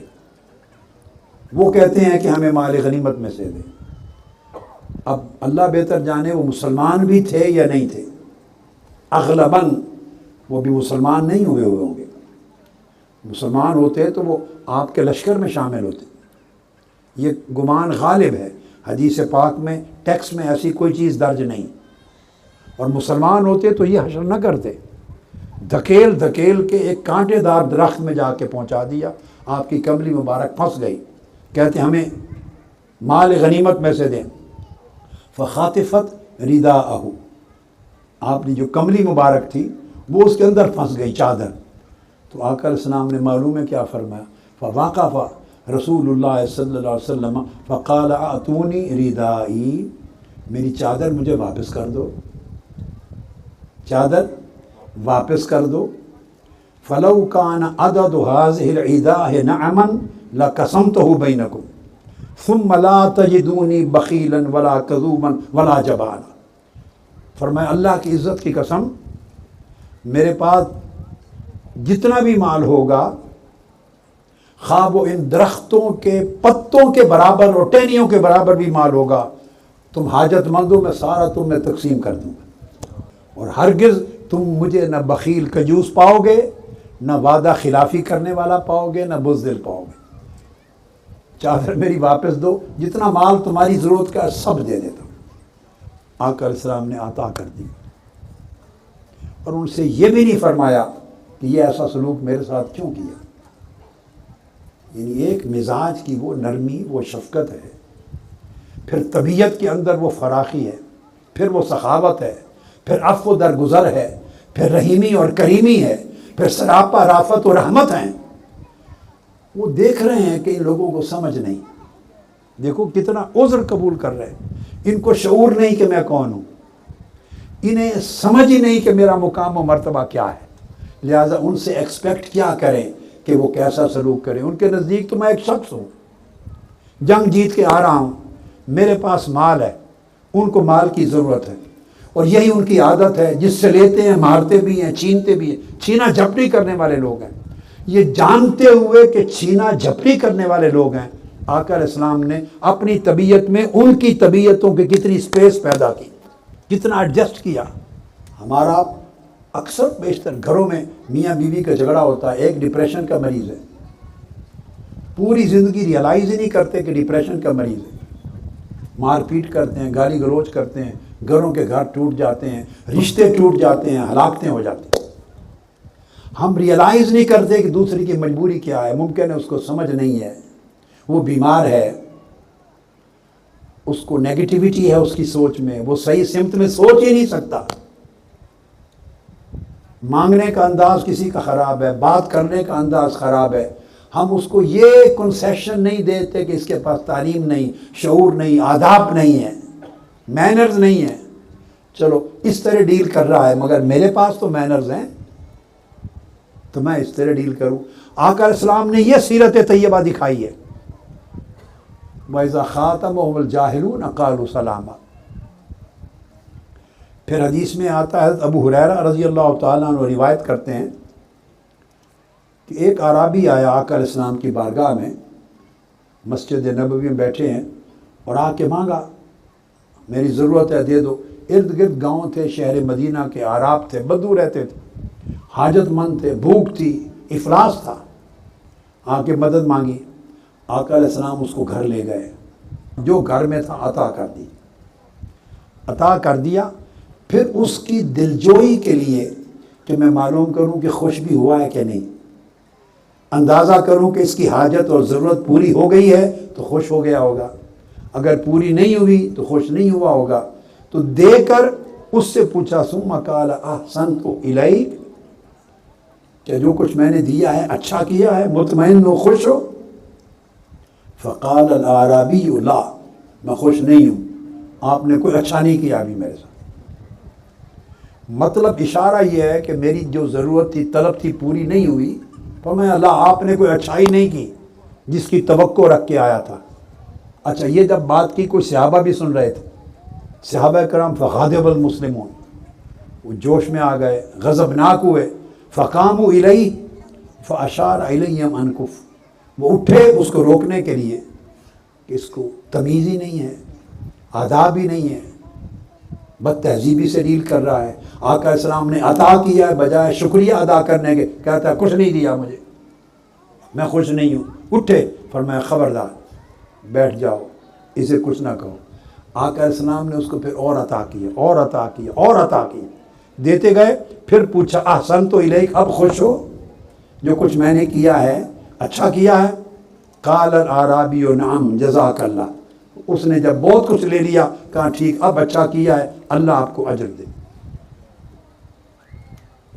آپ اندازہ کر لیں کتنی صحابہ کرام کی بھی سخت ٹریننگ ہے، مشقت ہے، اور آقا علیہ السلام کی حسن سیرت کا اور خلق حسن اور خلق عظیم کا عالم کیا۔ یوں ہی اللہ رب العزت نے نہیں فرمایا انک لعلی خلق عظیم، آپ خلق عظیم کے مرتبے پر فائز ہیں۔ خلق کے 3 درجے ہوتے ہیں، 3۔ ایک ہے خلق حسن، ایک ہے خلق کریم، ایک ہے خلق عظیم۔ خلق حسن میں انسان عدل اور اعتدال کرتا ہے، عدل کرتا ہے، جسٹس سے کام لیتا ہے۔ خلق کریم میں اگر کوئی زیادتی کر دے تو اس کو معاف کر دیا جاتا ہے، انتقام نہیں لیا جاتا۔ یہ خلق کریم ہے، کریموں کا، سخی بڑے لوگوں کا خلق ہے۔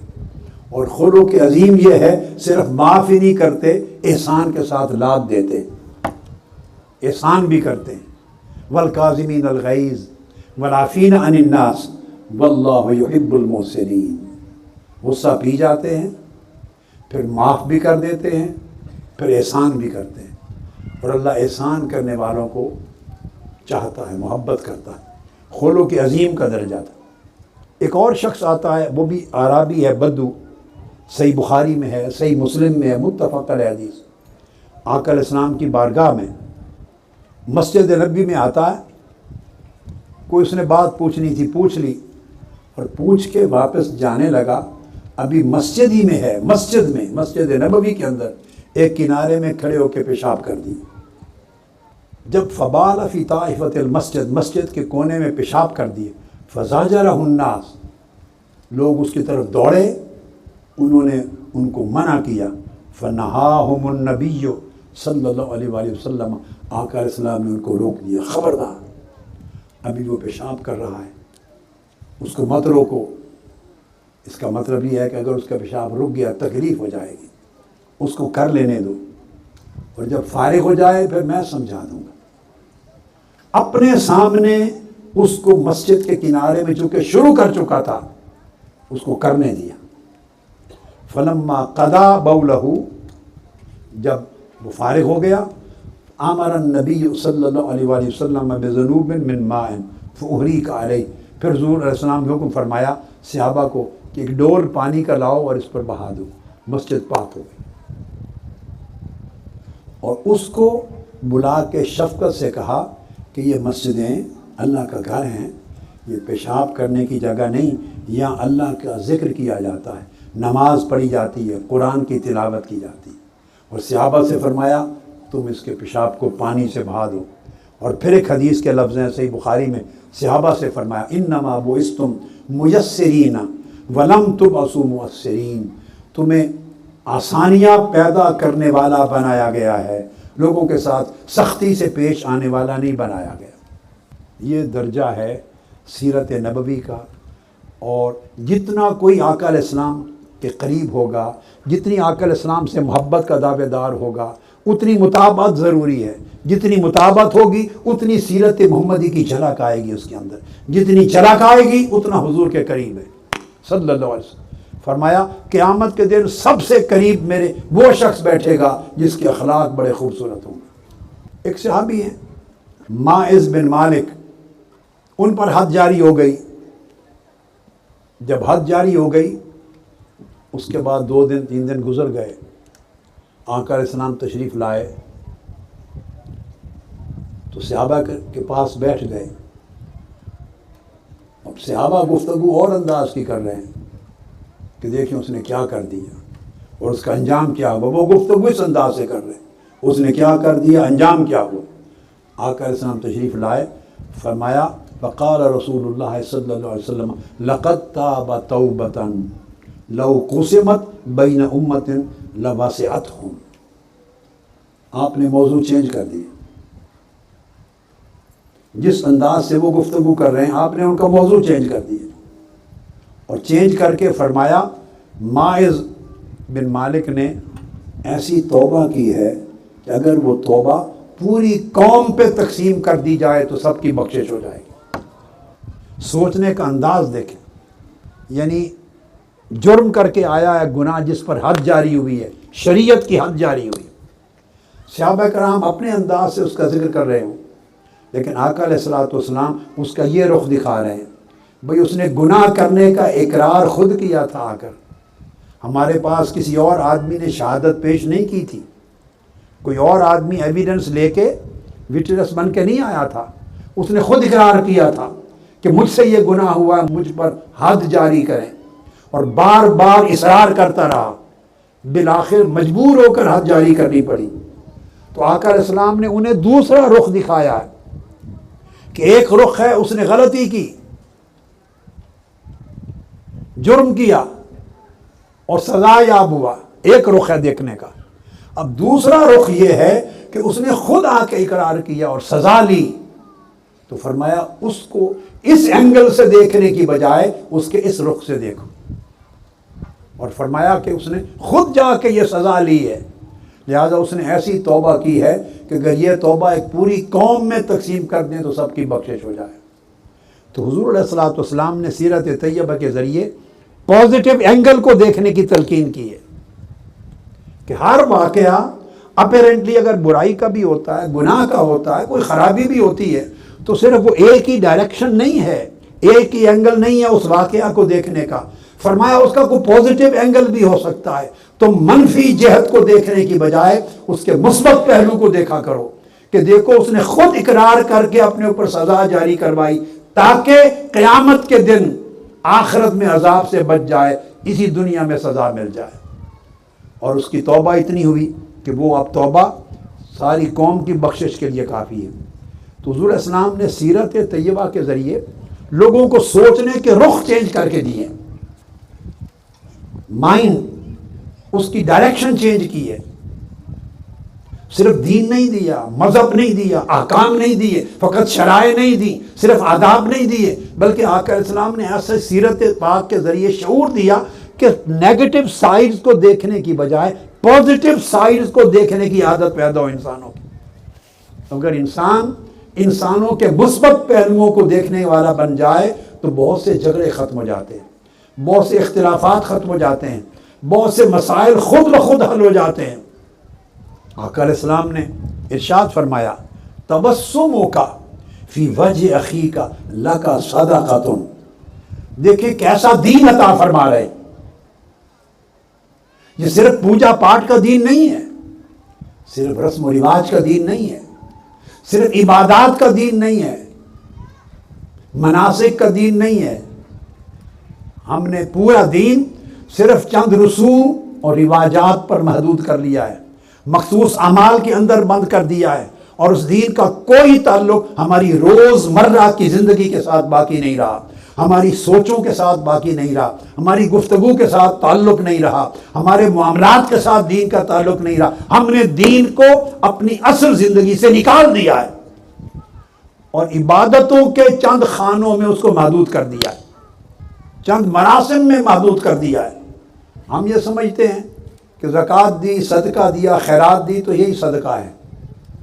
بہت لوگ ایسے ہیں جو آج کل مہنگائی کا زمانہ ہے، خاص طور پہ وہ اس پوزیشن میں نہیں کہ کسی کو مالی مدد کر سکے، ان کا اپنا گزر اوقات نہیں ہوتا، تو وہ صدقہ دینے اور خیرات کرنے کا جو عمل ہے اس کی خیر سے محروم ہو جائیں گے۔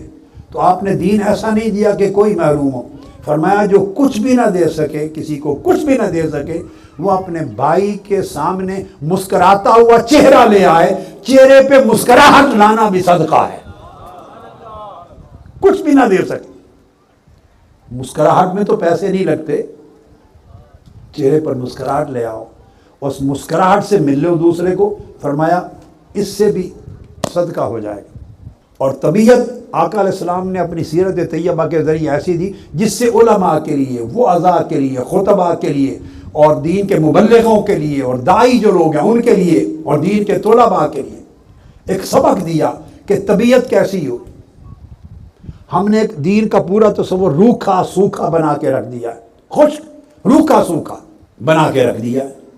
اب یہاں ایک حدیث بتاتا ہوں، مسند احمد بن حنبل میں اور ترمذی میں اور صحیح ابن حبان میں آئی ہیں۔ جابر بن سمرہ روایت کرتے ہیں، جالست النبی صلی اللہ علیہ وآلہ وسلم اکثر من 100 مرہ، ایک صحابی کہتے ہیں کہ میں 100 سے زیادہ مرتبہ آقا علیہ السلام کی مجلس میں بیٹھا ہوں۔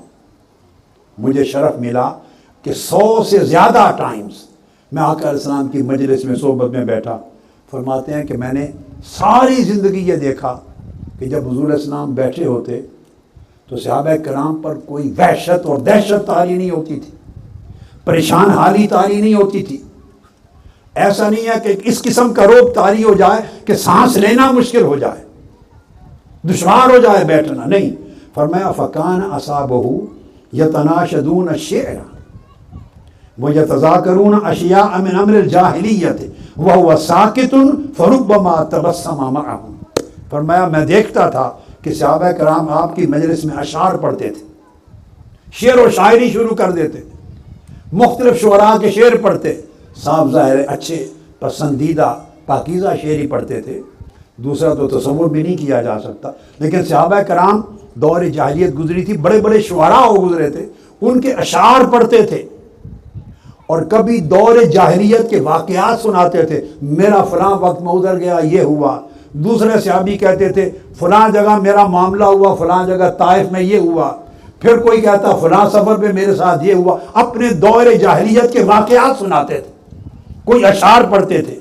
صحابی کہتے ہیں کہ اللہ کی عزت کی قسم آقا اسلام نے کبھی منع نہیں فرمایا، وہ ساکت، خاموشی سے سنتے رہتے اور کبھی کبھی ان کے ساتھ مسکرا بھی پڑتے، انجوائے کرتے۔ اور دوسری روایت میں ہے کہ کان اصحابہ یتناشدون الشعر عندہ ویذکرون اشیاء من امر الجاہلیت ویضحکون فیبتسم معہم اذا ضحکوا، کہ صحابہ کرام اشعار پڑھتے تھے اور دور جاہلیت کے کئی واقعات بھی ایک دوسرے کو سناتے تھے۔ آقا علیہ السلام صرف خاموشی سے سنتے نہیں تھے بلکہ کئی مرتبہ صحابہ کرام کو ہنسی بھی آتی تھی، ایک واقعہ سن کے صحابہ کرام ہنستے بھی تھے۔ آقا علیہ السلام بھی جب وہ ہنستے ان کے ساتھ تبسم فرماتے تھے، یعنی ان کے ساتھ شریک رہتے اس پوری مجلس میں، ان کی خوشی جس چیز میں فیل کرتے آقا علیہ السلام وہی عمل کرتے۔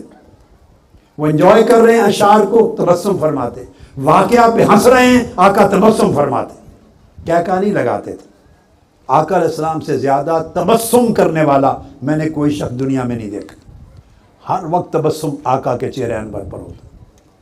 اس لیے یہ طبیعت کی وہ نرمی ہے جس کا ذکر میں نے کیا۔ حضور علیہ السلام نے فرمایا ان اللہ یحب الرفق فی الامر کلہ، صحیح بخاری میں ہے کہ آپ تعلیم دیتے تھے کہ ہر معاملے میں اللہ پاک نرمی کو پسند کرتا ہے، ہر معاملے میں جس کی طبیعت میں نرمی ہے وہ پسند کرتا ہے۔ اب غور کرنا چاہیے، ہم خاص طور پہ جو لوگ دین کا لباس اوڑھے ہوئے ہیں، مشائخ ہیں، پیران کرام ہیں، علماء کرام ہیں، خطبہ ہیں، واعظین ہیں، اسکالرز ہیں، اسپیکرز ہیں، دین کے اساتذہ ہیں، طلباء ہیں، جو جس کیپیسٹی میں دین کا نمائندہ تصور ہوتا ہے وہ سوچے، سیرت محمدی کی روشنی میں اپنی سیرت کا جائزہ لے، اپنے مزاج کا جائزہ لے، اپنی طبیعت کا جائزہ لے، لوگوں کے ساتھ برتاؤ کا جائزہ لے اور دیکھے اس کی مجلس میں لوگ بیٹھے ہوئے کمفرٹیبل فیل کرتے ہیں یا نہیں، یعنی آپ ان کی کمفرٹ زون میں آتے ہیں کہ نہیں، یا ڈسکمفرٹ فیل کرتے ہیں، آپ کے بیٹھے ہوئے ان پر وحشت طاری ہوتی ہے یا ریلیکس فیل کرتے ہیں، بوجھ جو لے کے آیا تھا وہ بھی ختم ہو جاتا ہے یا نہیں۔ تو طبیعت وہ سیرت محمدی کے مطابق ہے کہ جو آدمی بوجھل دل کے ساتھ آئے تو اس کا بوجھ آپ کی مجلس میں بیٹھ کے اتر جائے۔ غریب کو پہلے پریشان ہے، آپ کی مجلس میں بیٹھ کے ایک اور مصیبت میں پھنس جائے، وہ کون سی سیرت ہے، یہ کون سی روحانیت ہے، یہ کون سا اخلاق ہے، یہ کون سی دین کی تعلیم ہے۔ ہم نے کبھی آقا علیہ السلام کی سیرت طیبہ کے اوراق کو پلٹ کے نہیں دیکھا۔ حضور علیہ السلام نے فرمایا من یحرم الرفق یحرم الخیر، جس شخص کو نرمی سے محروم کر دیا گیا وہ سمجھے کہ ساری خیر سے محروم ہو گیا، ساری خیر نرم طبیعت کے اندر ہے۔ پھر ایک حدیث میں ہے، امام احمد بن حنبل نے مسند میں روایت کی، فرمایا الا اخبرکم بمن یحرم علی النار او بمن تحرم علیہ النار علی کل قریب حین سہل۔ آپ نے صحابہ کرام سے فرمایا کیا میں تمہیں یہ نہ بتاؤں کہ کس شخص پر دوزخ کی آگ کو حرام کر دیا گیا ہے؟ کون وہ لوگ ہیں جن پر دوزخ کی آگ حرام کر دی گئی ہے؟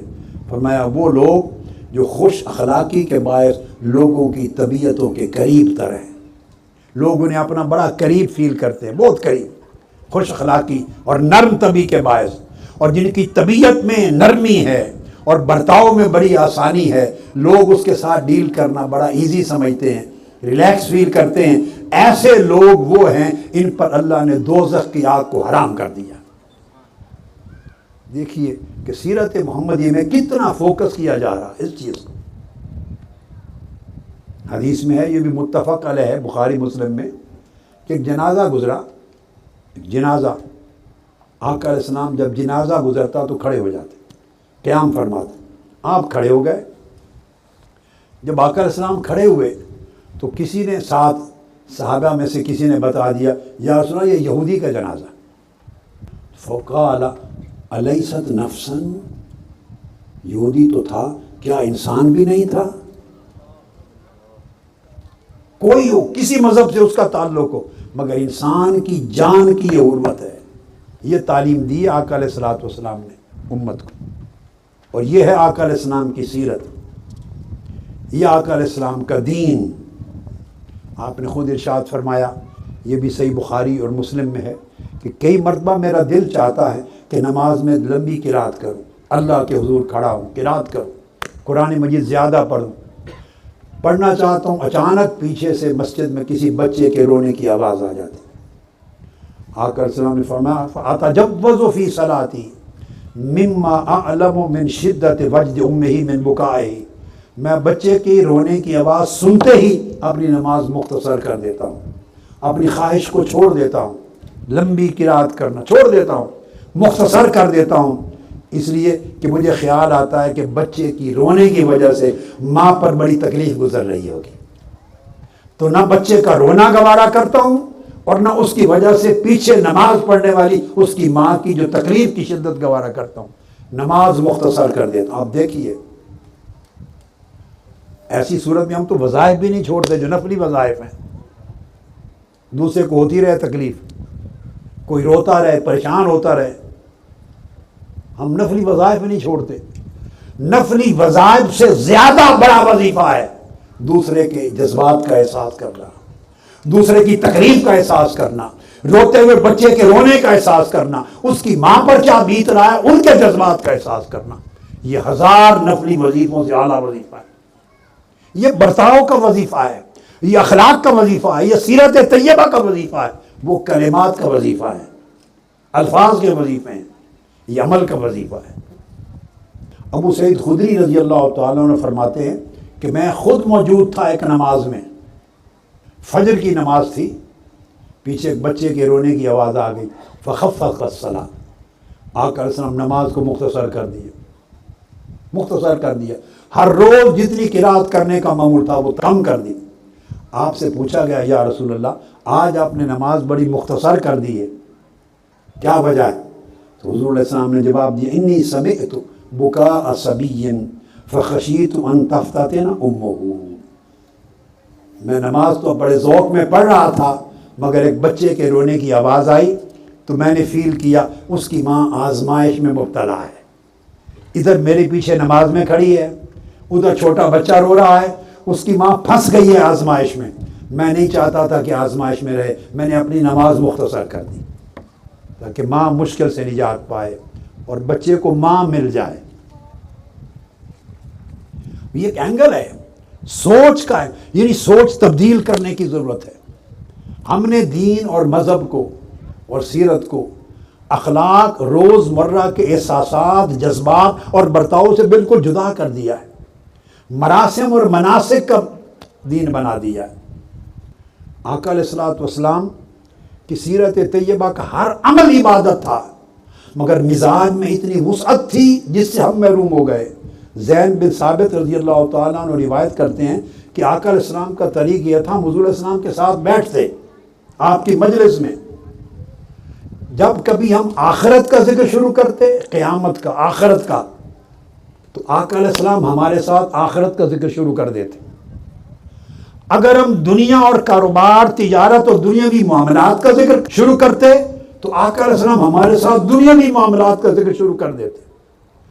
اگر ہم کھانا پینا، فلاں کا کھانا اچھا ہے، طعام و شراب، کھانے پینے کا ذکر شروع کرتے، آقا علیہ السلام ہمارے ساتھ بھی کھانے اور پینے کا ذکر شروع کر دیتے۔ الغرض تو کل ھذا احدثکم من رسول اللہ، کہا یہ سب عمل ہے جو آقا علیہ السلام کا میں تمہیں بیان کر رہا ہوں۔ یعنی مجلس میں اگر لوگ اخروی بات کر رہے ہیں جنت کی تو آپ جنت کا ذکر سناتے ہیں انہیں، دنیاوی کاروبار کا ذکر کر رہے ہیں تو آپ اس موضوع میں شامل ہو جاتے ہیں، کھانے پینے کی بات کر رہے ہیں ان میں شریک ہوتے۔ یعنی اہل مجلس جس موضوع میں خوشگواری محسوس کرتے، آقا علیہ السلام اسی موضوع میں ان کے ساتھ شریک ہو جاتے۔ ایسا نہیں ہے کہ کوئی مختلف ذوق رکھنے والا شخص آپ کی مجلس میں بیٹھنا پسند ہی نہ کرے، کیونکہ جو اس کا ذوق ہے، ہاں حلال اور حرام کی حدود ہیں، جائز اور ناجائز کی حدود ہیں، امر و نہی کی حدود ہیں، مگر جائز کی حدود میں اس کا کوئی ذوق اور ہے۔ آپ اس کی بات اتنی خشک طبیعت ہے کہ سن ہی نہیں سکتے، آپ نے اپنی بات شروع کر دینی ہے۔ وہ کوئی اور بات سننا چاہتا ہے، کسی اور چیز میں آپ کی رائے لینا چاہتا ہے، کسی اور چیز میں خوشگواری محسوس کر رہا ہے، آپ اس کی خوشگواری کا احساس نہیں کرتے، جو آپ کے اندر جمع ہوا آپ وہی شروع کر دیتے ہیں بات کو۔ یعنی موافقت نہیں ہے اہل مجلس کے ساتھ، سوچ میں، گفتگو میں، عمل میں۔ یہ موافقت پیدا کرنا اہل مجلس اور اہل تعلق میں، یہ دین کی روح ہے اور سیرت نبوی صلی اللہ علیہ وسلم کا خاص حصہ ہے۔ پھر آقا علیہ الصلوۃ والسلام کا عالم یہ کہ مدینہ پاک میں باندیاں تھیں جو اریسٹ ہو کے آ گئیں، جنگوں میں پریزنرز و وار بن گئے، چونکہ ان کا کوئی دیکھ بھال کرنے والا نہیں ہوتا تھا، تو جس دیوانی کو ضرورت پڑتی وہ آ کے آقا علیہ السلام کا ہاتھ پکڑ لیتی۔ فتن تالے کو بہی حیث و شاعت، جہاں چاہتی پکڑ کے لے جاتی اور جو کہتی آپ اس کے کام کاج کر دیتے۔ یعنی شفقت کا یہ عالم کہ دیوانی کو بھی خوف محسوس نہ ہو آقا علیہ السلام کا ہاتھ پکڑنے میں، میرے ساتھ چلے، میرے یہ کام کر دے۔ دنیا دیکھتی تھی۔ حضور علیہ الصلوۃ والسلام نے اپنی سیرت کا یہ نمونہ پیش کیا۔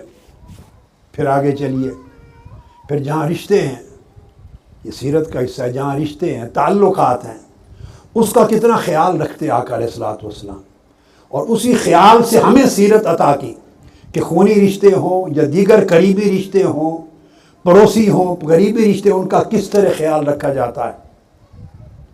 ابو طفیل روایت کرتے ہیں، یہ سنن ابی داؤد کی حدیث ہے، سنن ابی داؤد میں وہ روایت کرتے ہیں کہ میں نے خود دیکھا کہ آقا علیہ الصلوۃ والسلام جعرانہ کے مقام پر، یہ بھی غزوہ حنین سے واپس پلٹے ہیں، جعرانہ کے مقام پر آپ گوشت تقسیم فرما رہے تھے، میں نے دیکھا۔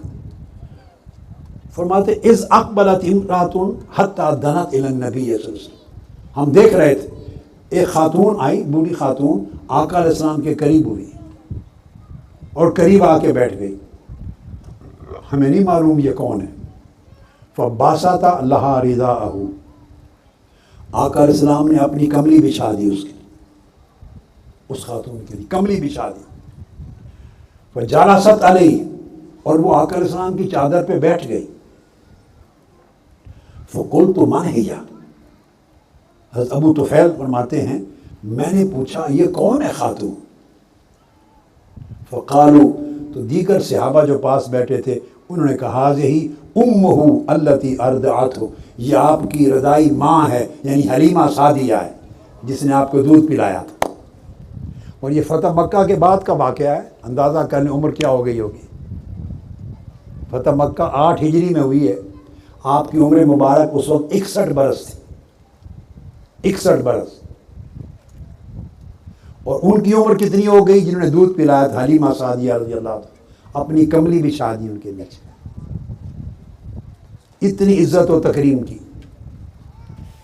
پھر حدیث میں آتا ہے، یہ بھی سنن ابی داؤد میں سیاستہ میں حدیث ہے، کتاب الادب کے اندر صحابہ بیان کرتے ہیں کہ آقا علیہ السلام ایک روز تشریف فرما تھے، اس دوران ان کے رضائی والد آئے، حضرت حارث حضرت حلیمہ سعدیہ کے شوہر وہ آئے، آقا علیہ السلام نے ان کے لیے اکراماً اپنی چادر بچھا دی، فقعد علیہ، وہ اس پر بیٹھ گئے، ثم اقبلت امہ، پھر آپ کی والدہ آ گئی، رضائی والدہ حضرت حلیمہ سعدیہ، آقا علیہ السلام نے ان کو بھی اپنی چادر کا گچھا بچھا دیا، فجلست علیہ، وہ بھی اس پر بیٹھ گئی، ثم اقبل اخوہ من الرضاعہ، پھر آپ کا رضائی بھائی آیا جو ان کا بیٹا تھا، آقا علیہ السلام کے ساتھ مل کے دودھ پیا تھا، فقام لہ رسول اللہ فاجلسہ بین یدیہ، پھر چادر نہیں بچی تھی، اس کے لیے آقا علیہ السلام کھڑے ہو گئے، کھڑے ہو کے اپنے سامنے بٹھا لیے، پھر ان سے گفتگو کی۔ پھر حضرت حلیمہ سعدیہ میں ایک حدیث میں آتا ہے، ان سے احوال آقا علیہ السلام نے پوچھے، یہ پہلے کا واقعہ ہے، حضرت خدیجہ الکبریٰ رضی اللہ تعالیٰ عنہ بھی حیات تھی، شادی ہو چکی تھی، یہ اب اس سے پہلے کا واقعہ ہے۔ فرماتے ہیں کہ اس زمانے میں حضرت خدیجہ الکبریٰ رضی اللہ تعالیٰ عنہ کی حیات میں ابھی ہجرت نہیں فرمائی تھی، تو حضرت حلیمہ سعدیہ آئیں، آپ ان کے حال احوال پوچھتے رہے، انہوں نے بتایا بڑی افلاس ہے، حالات اس طرح کے ہیں۔ آقا علیہ السلام نے ان کو رخصت کرتے ہوئے 40 بکریاں اور اونٹ لاد کے غلے کا دیا، ایک ملاقات، 40 بکریاں اور غلے کا اونٹ لاد کر دیا۔ اور محمد بن منقدر ایک جلیل القدر تابعی روایت کرتے ہیں، صحابہ کہتے ہیں ہم بیٹھے تھے، خاتون آئی، فلما دخلت علیہ قال امی امی وعمد الی ردائہ فبسطہ لہا فقعدت علیہ، ایک خاتون آئی، آقا علیہ السلام دیکھتے ہی اٹھے، فرمایا میری ماں، میری امی جان، میری امی جان، پھر اپنی چادر بچھا دی، وہ چادر کے اوپر بیٹھ گئے۔ یہ تکریم تھی دوسروں کی، رشتوں کی تکریم۔ اور یہ تو والدہ کی بات ہے، والد کی بات ہے، بھائی کی۔ آگے سنیے، جب غزوہ حنین ہوا اور آقا علیہ السلام اور صحابہ کرام فتح یاب ہوئے، اور وہ اس غزوہ سے بعد میں جو قبائل تھے، حضرت حلیمہ سعدیہ کا قبیلہ بھی انہی میں تھا، ان قبائل کے لوگ جنگی قیدی بن گئے، اس قبیلے کے لوگ آقا علیہ السلام کی بارگاہ میں آ گئے، جو حوازن کا وفد، قبیلہ حوازن کا وفد آ گیا اور کہا کہ یا رسول اللہ ہمارے مال بھی یعنی جنگ کے نتیجے میں آپ کے لوگ لے آئے ہیں اور ہماری عورتیں بھی قیدی بن گئی ہیں۔ آقا علیہ السلام نے فرمایا چن لو کیا لینا ہے، انہوں نے کہا کہ ہماری جو قیدی عورتیں ہیں فیملیز واپس کر دیں۔ آقا علیہ السلام نے فرمایا، اب یہ حدیث ہے امام نسائی نے سنن کتاب الہبہ میں روایت کی، آپ نے فرمایا دیکھو جو تو میرے حصے میں یا قبیلہ بنو ہاشم کے حصے میں آئے ہیں وہ میں نے سارے آزاد کر دی، فیملی وہ تمہیں دے دیے، جو میرے حصے میں ہیں اور بنو ہاشم کے حصے میں ہیں آزاد، مگر باقی سارے جنگی قیدی مختلف صحابہ جو لشکر میں تھے ان میں تقسیم ہو چکے ہیں، ان پر میں حکم نہیں چلا سکتا، ان کا رائٹ ہے، وہ تقسیم ہو چکے۔ انہوں نے کہا اب ہم کیا کریں؟ فرمایا میں تمہیں ایک طریقہ سکھاتا ہوں۔ آپ دیکھیے کیا کمال ہے آقا علیہ السلام کی خلق کا، آپ کی شفقت کا، آپ کی عنایت کا، وسعت ظرفی کا کیا کمال ہے۔ فرمایا جو بنو ہاشم اور ہمارے حصے میں ہیں سب آزاد، جو باقی سب صحابہ کے پاس ہیں ان کے لیے طریقہ یہ ہے کہ نماز ظہر جب ہم پڑھیں گے تو تم نماز ظہر کے بعد کھڑے ہو جانا، نماز ظہر جب میں پڑھاؤں گا کھڑے ہو جانا اور کھڑے ہو کے کہنا فقولوا انا نستعین برسول اللہ صلی اللہ علیہ وسلم علی المؤمنین فی نسائنا و ابنائنا۔ یہ سنن نسائی کی حدیث ہے جو بتا رہا ہوں۔ تم کھڑے ہو کے کہنا کہ ہم رسول پاک صلی اللہ علیہ وسلم سے مدد مانگتے ہیں اپنی اولادوں اور اپنی فیملیز کے حوالے سے کہ آزاد کر دیا جائے۔ تم اس طرح پکارنا، سب کے سامنے کھڑے ہو جانا اور کہنا یا رسول اللہ ہم آپ کی مدد مانگتے ہیں، ہماری فیملیز کو آزاد کر دیا جائے۔ بس اس کے بعد دیکھتے ہیں کیا ہوتا ہے۔ ان کو یہ بات سکھائی، پھر نماز پڑھی، نماز کے بعد وہ کھڑے ہو گئے، انہوں نے کہا یا رسول اللہ ہم آپ کی مدد مانگتے ہیں، ہماری فیملیز، بچے، بیویاں آزاد ہو جائیں۔ آقا علیہ السلام نے سب صحابہ کرام کے سامنے فرمایا میرے اور خاندان عبد المطلب کے حصے میں جتنے قیدی آئے ہیں سب آزاد کر دیے، میں نے آزاد کر دیے، وہ تمہارے ہو گئے لے جاؤ، مگر باقیوں پر میں حکم نہیں چلاتا۔ جب آقا علیہ السلام کا جملہ سنا مہاجرین کھڑے ہو گئے، عرض کیا یا رسول اللہ جو ہمارے حصے میں ہم بھی آپ کے صدقے آزاد کرتے ہیں۔ اس کے بعد انصار کھڑے ہو گئے، انصار نے کہا یا رسول اللہ جو ہمارے حصے میں وہ بھی سارے آزاد کر دیں، ان کی ساری فیملیز کو آزاد کر دی۔ سٹل اب آگے دلچسپ حصہ ہے، سب کچھ ہو گیا۔ کئی عرب لوگ ایسے تھے جو فتح مکہ کے بعد داخل ہوئے تھے، بات کو سمجھ گیا نا۔ انصار وہ تھے جو مدینہ پاک کے ساتھ آئے تھے، مہاجرین وہ تھے جو مکہ سے ہجرت کر کے مدینہ پاک گئے تھے۔ یہ تو قربانیاں دینے والے لوگ تھے جنہوں نے عمر بھر قربانیاں دی تھی، انہوں نے تو آقا علیہ السلام کا فرمان سنا اور تو سب آزاد کر دیے قبیلے۔ اب وہ لوگ رہ گئے، جب فتح مکہ ہوئی یاد رکھ لیں تو 8,000 صحابہ آئے تھے ساتھ، 8,000، اور جب غزوہ حنین میں چلے تو 2,000 لوگ نو مسلم جنہوں نے تازہ اسلام قبول کیا تھا فتح مکہ کے موقع پر، وہ بھی شریک ہو گئے تھے۔ اب وہ جو قبائل عرب کے رہ گئے جنہوں نے دیکھا دیکھی اسلام بھی قبول کر لیا اور سمجھا کہ اب فتوحات ہی فتوحات ہیں، لہذا مال غنیمت ملے گا، وہ ساتھ ہو لیے۔ اب وہ عرب قبیلے رہ گئے، وہ بھی مال غنیمت میں فیملیز کو لے چکے تھے۔ آقا علیہ السلام نے خاندان بنو ہاشم کے حصے کے بھی رہا کر دیے، مہاجرین صحابہ نے بھی آزاد کر دیے، انصار صحابہ نے بھی آزاد کر دی۔ اب قبائل عرب کے کچھ لوگ رہ گئے جو تو آئے ہی مال کے لیے تھے، نہ وہ مہاجرین میں سے تھے نہ انصار میں سے۔ انہوں نے سوچا ہم کیوں آزاد کریں، تو وہ بیٹھے رہ گئے، انہوں نے آزاد نہیں کیے۔ تو آقا علیہ السلام نے ان سے فرمایا تمہارا کیا ارادہ ہے، چاہو تو آزاد نہ کرو، ان کو لے جاؤ، اگر آزاد کرنا چاہو آپ کی مرضی ہے تو ایک ایک کے بدلے میں اونٹ بھر بھر کے غلے کے تمہیں عنایت کرتا ہوں، بدلہ دیتا ہوں۔ وہ خوش ہو گئے، انہوں نے کہا انہوں نے تو مزدوری کرنی تھی، اب غلے کے بھرے ہوئے اونٹ مل جائیں گے۔ انہوں نے کہا ہم آزاد کرتے ہیں، وہ آزاد کرتے گئے۔ آقا علیہ السلام بڑے لدے ہوئے اونٹ غلے کے ان کو عطا کرتے گئے، دے کے سب کچھ حوازن قبیلے کے سارے قیدیوں کو آزاد کروایا۔ کیوں؟ یہ قبیلہ وہ تھا جن میں حضرت حلیمہ سعدیہ تھیں، جنہوں نے آقا علیہ السلام کو دودھ پلایا تھا۔ اس بچپن کے وقت کی ہوئی بلائی کا بدلہ اس انداز سے آقا علیہ السلام نے عطا کیا۔ اسی میں نے بتایا کہ حضرت شیمہ بھی تھی۔ جب آزاد کر دیے گئے سب قیدی تو حضرت شیمہ نے بعض صحابہ سے کہا میں حضور علیہ السلام کی بہن ہوں۔ وہ حیران ہو گئے، یہ حضور علیہ السلام کی بہن ہے، یہ کیا دعویٰ کر رہی ہے؟ اس نے کہا میں رضائی بہن ہوں، ہم نے مل کے دودھ پیا ہے۔ وہ آقا علیہ السلام کی بارگاہ میں لے آئے اور کہا یا رسول اللہ یہ ایک خاتون آئی ہے، یہ کہتی ہے میں حضور علیہ السلام کی بہن ہوں، مل کے دودھ پیا ہے۔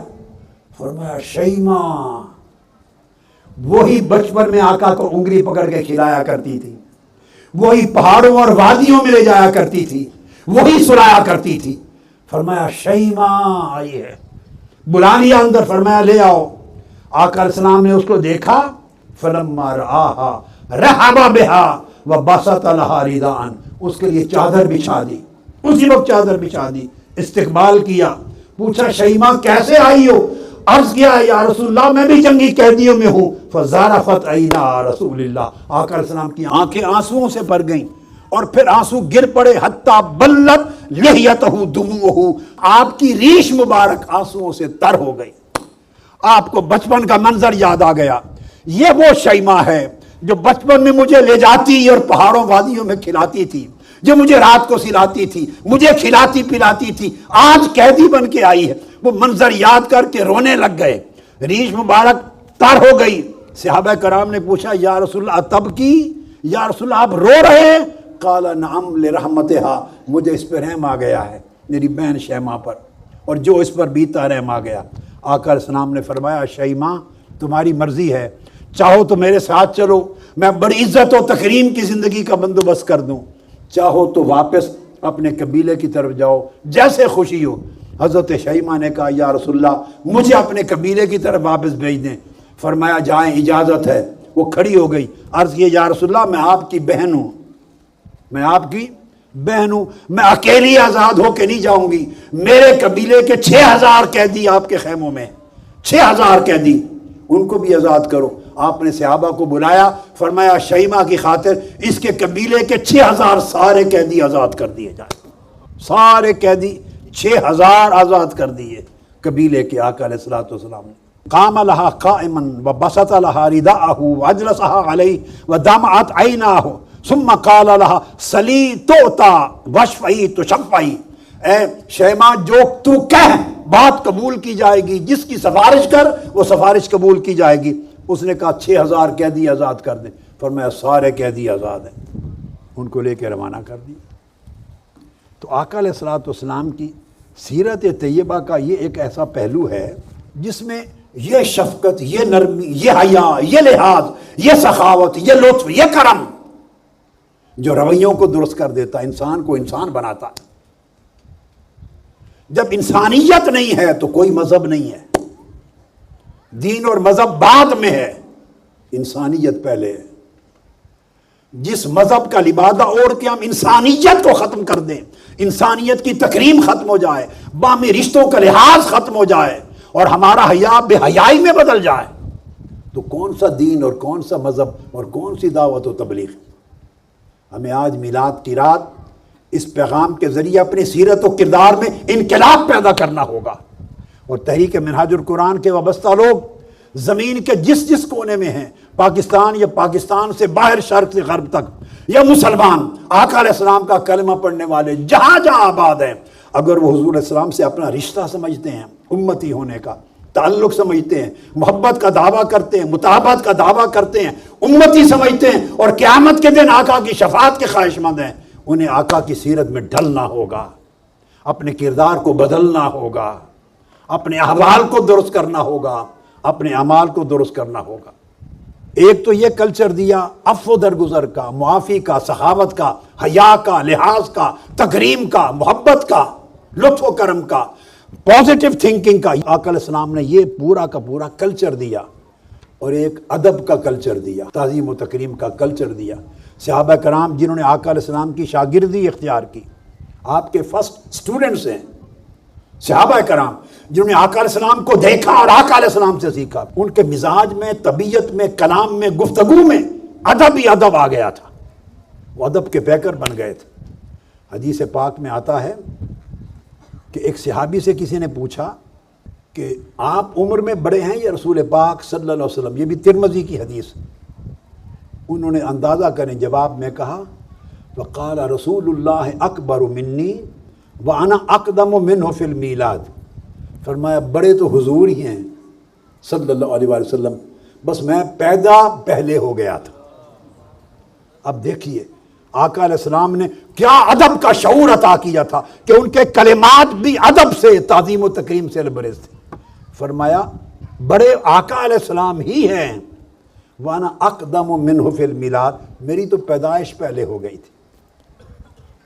اسی طرح دوسری حدیث مصنف ابن ابی شیبہ میں اور حاکم میں حضرت عباس بن عبد المطلب سے پوچھا گیا، جو آقا علیہ السلام کے چچا ہیں، حضور علیہ السلام کے چچا حضرت عباس بن عبد المطلب، ان سے پوچھا گیا انت اکبر ام النبی، عمر میں آپ بڑے ہیں یا حضور علیہ السلام بڑے؟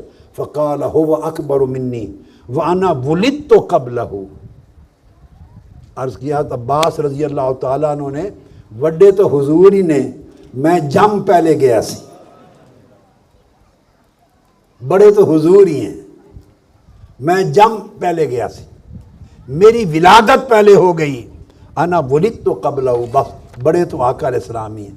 آپ اندازہ کریں کہ کیا ان کے شعور میں، ان کے لب و لہجے میں، ان کے کلام میں، انداز میں ادب اور تعظیم و تکریم آ گئی تھی. ہم اپنے گریبانوں کو جھانکیں، کیا جب آقا علیہ السلام کا ذکر کرتے ہیں، صحابہ کا ذکر کرتے ہیں، اہل بیت اطہار کا، ائمہ کا، اولیاء کا، صالحین کا، اکابر کا، بڑوں کا، کیا اس ادب کے لہجے میں کرتے ہیں؟ یا سارا لب و لہجہ ہمارا بے ادبی، گستاخی کے ساتھ تباہ ہوا پڑا ہے؟ ایک صحابی ہیں، امام نسائی اور ابن ماجہ نے روایت کیا ہے، انہوں نے پوچھا حضرت برا بن عازب رضی اللہ تعالیٰ عنہ سے کہ وہ کون سے جانور ہیں جن کی قربانی حضور علیہ السلام نے منع فرمائی تھی، جن کی قربانی منع ہے، وہ کون کون سے جانور ہیں؟ انہوں نے اشارہ کیا 4 انگلیوں کا اس طرح ہاتھ سے کہ 4 جانور ہیں ایسے ایسے ایسے جن کی قربانی کرنے سے منع فرمایا تھا، مگر یہ کہہ کے کلام کرنے سے پہلے بولے ویدی اکثر من یدہی، میں جو اشارہ کر رہا ہوں انگلیوں کا، میرے ہاتھ اور انگلیاں حضور کے ہاتھ جیسی نہیں ہیں. میری انگلیاں، میرا ہاتھ حضور کے ہاتھ اور حضور کی انگلیوں جیسا نہیں، یہ بہت چھوٹا ہے. میں تو سمجھانے کے لیے اشارہ کر رہا ہوں. ان 4 جانوروں کی قربانی کو منع فرمایا تھا. اب اندازہ کریے صحابہ کرام یونیورسٹیوں کے پڑھے ہوئے نہیں تھے، یہ یونیورسٹیز کے گریجویٹ نہیں تھے، نہ یونیورسٹیز تھیں، نہ کسی اسکول اور کالج اور مکتب کے پڑھے ہوئے تھے. یہ تو معاشرہ وہ تھا جو لکھنے پڑھنے والا معاشرہ ہی نہیں تھا. اور آقا علیہ السلام نے بیٹھ کر ان کو اپنا ادب کرنے کا کوئی سبق تھوڑا پڑھایا تھا کہ میری بات کرو تو اس طرح کیا کرو، میرا تذکرہ کرو تو ایسے کیا کرو. نہیں، یہ تو آقا علیہ السلام کی تربیت و صحبت نے انہیں باادب بنا دیا تھا، پیکر ادب، پیکر تعظیم و تکریم بنا دیا تھا.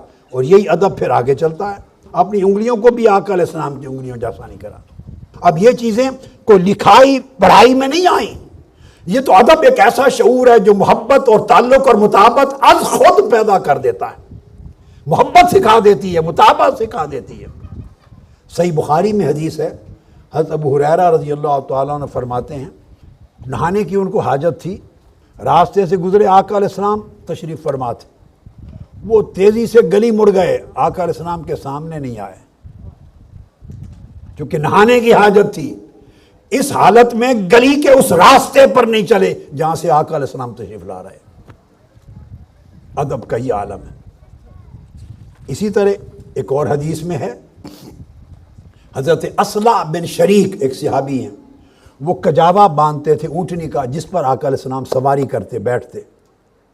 جب اونٹ چلتا تو کجاوا باندھتے تھے جس پر آپ کی نشست ہوتی، بیٹھتے اور بڑا اچھا باندھتے. ایک دن سفر پہ گئے تو جو کجاوا تھا اچھا نہیں تھا باندھا ہوا، بیلنسڈ نہیں تھا، صحیح طریقے سے فکس نہیں تھا. بعد میں آقا علیہ السلام ملے جب حضرت اصلع بن شریک کو، تو آقا نے فرمایا اصلع آج کجاوا اس طرح نہیں باندھا ہوا تھا جیسے آپ پہلے باندھتے تھے، کیا وجہ ہے؟ عرض کیا یا رسول اللہ میں نے نہیں باندھا. تو فرمایا کس نے باندھا ہے؟ عرض کیا یا رسول اللہ مجھے غسل کی حاجت تھی اور سردیوں کا موسم تھا، پانی بہت ٹھنڈا تھا، سخت بخار تھا، مجھے لگا کہ ابھی میں اس وقت ٹھنڈے پانی سے نہایا تو مر جاؤں گا. میں نے اس کو گرم کرنا تھا، دیر لگنی تھی، پھر آپ کے قافلے میں شریک ہونا تھا. میں نے فلاں صحابی کو کہہ دیا کہ آپ باندھ دیں تو کسی اور نے باندھا تھا. یعنی غسل کی حاجت ہے، اس کیفیت میں آقا علیہ السلام کی اونٹنی کو ہاتھ نہیں لگایا اور جس کجاوے پر بیٹھنا ہے اس کو نہیں باندھا. حالانکہ آقا علیہ السلام ابھی بیٹھے نہیں ہیں، اس کو ٹچ نہیں کیا. یہ ادب کون سکھاتا ہے؟ یہ ادب کا کلچر دیا آقا علیہ السلام نے، ادب کا کلچر.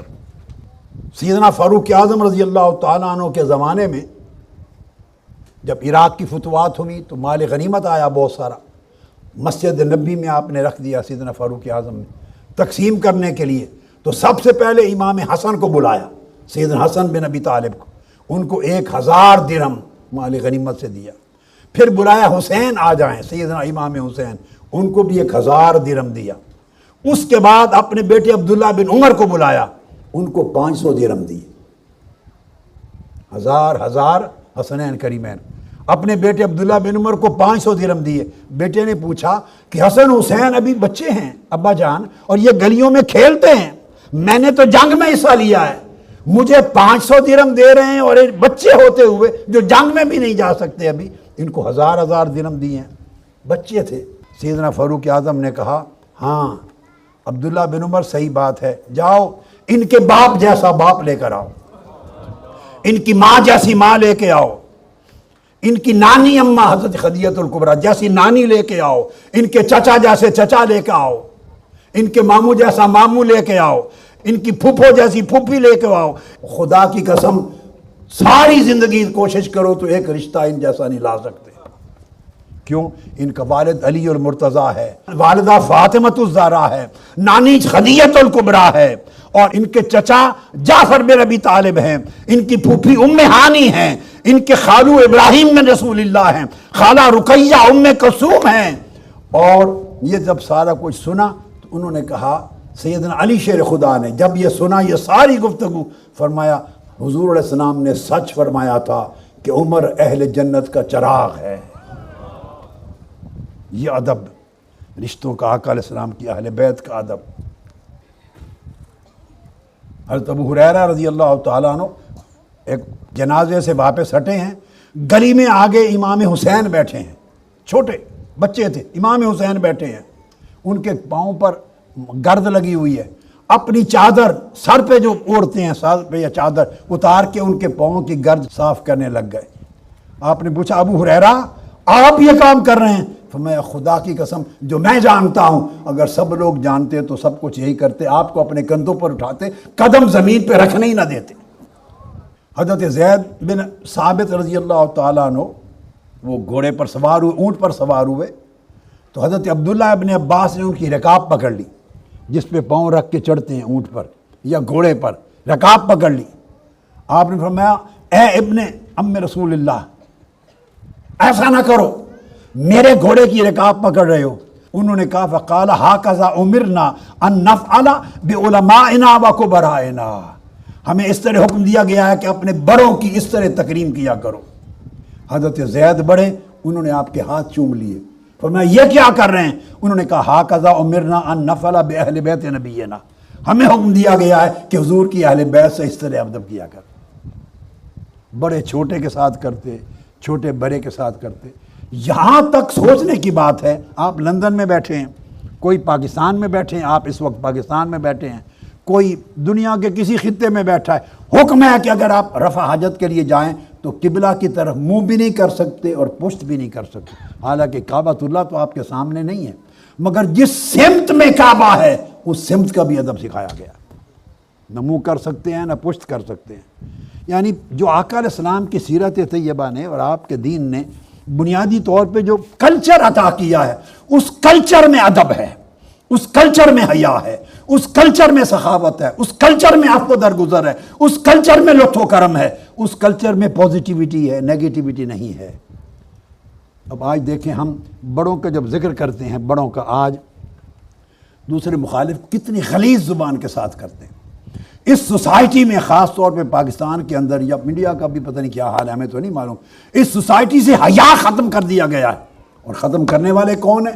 نام نہاد کو بارہ جو بڑے ہیں، خواہ وہ سیاسی لیڈر ہیں، وہ گالیاں دیں گے تو چھوٹے بوٹیاں نوچ لیں گے۔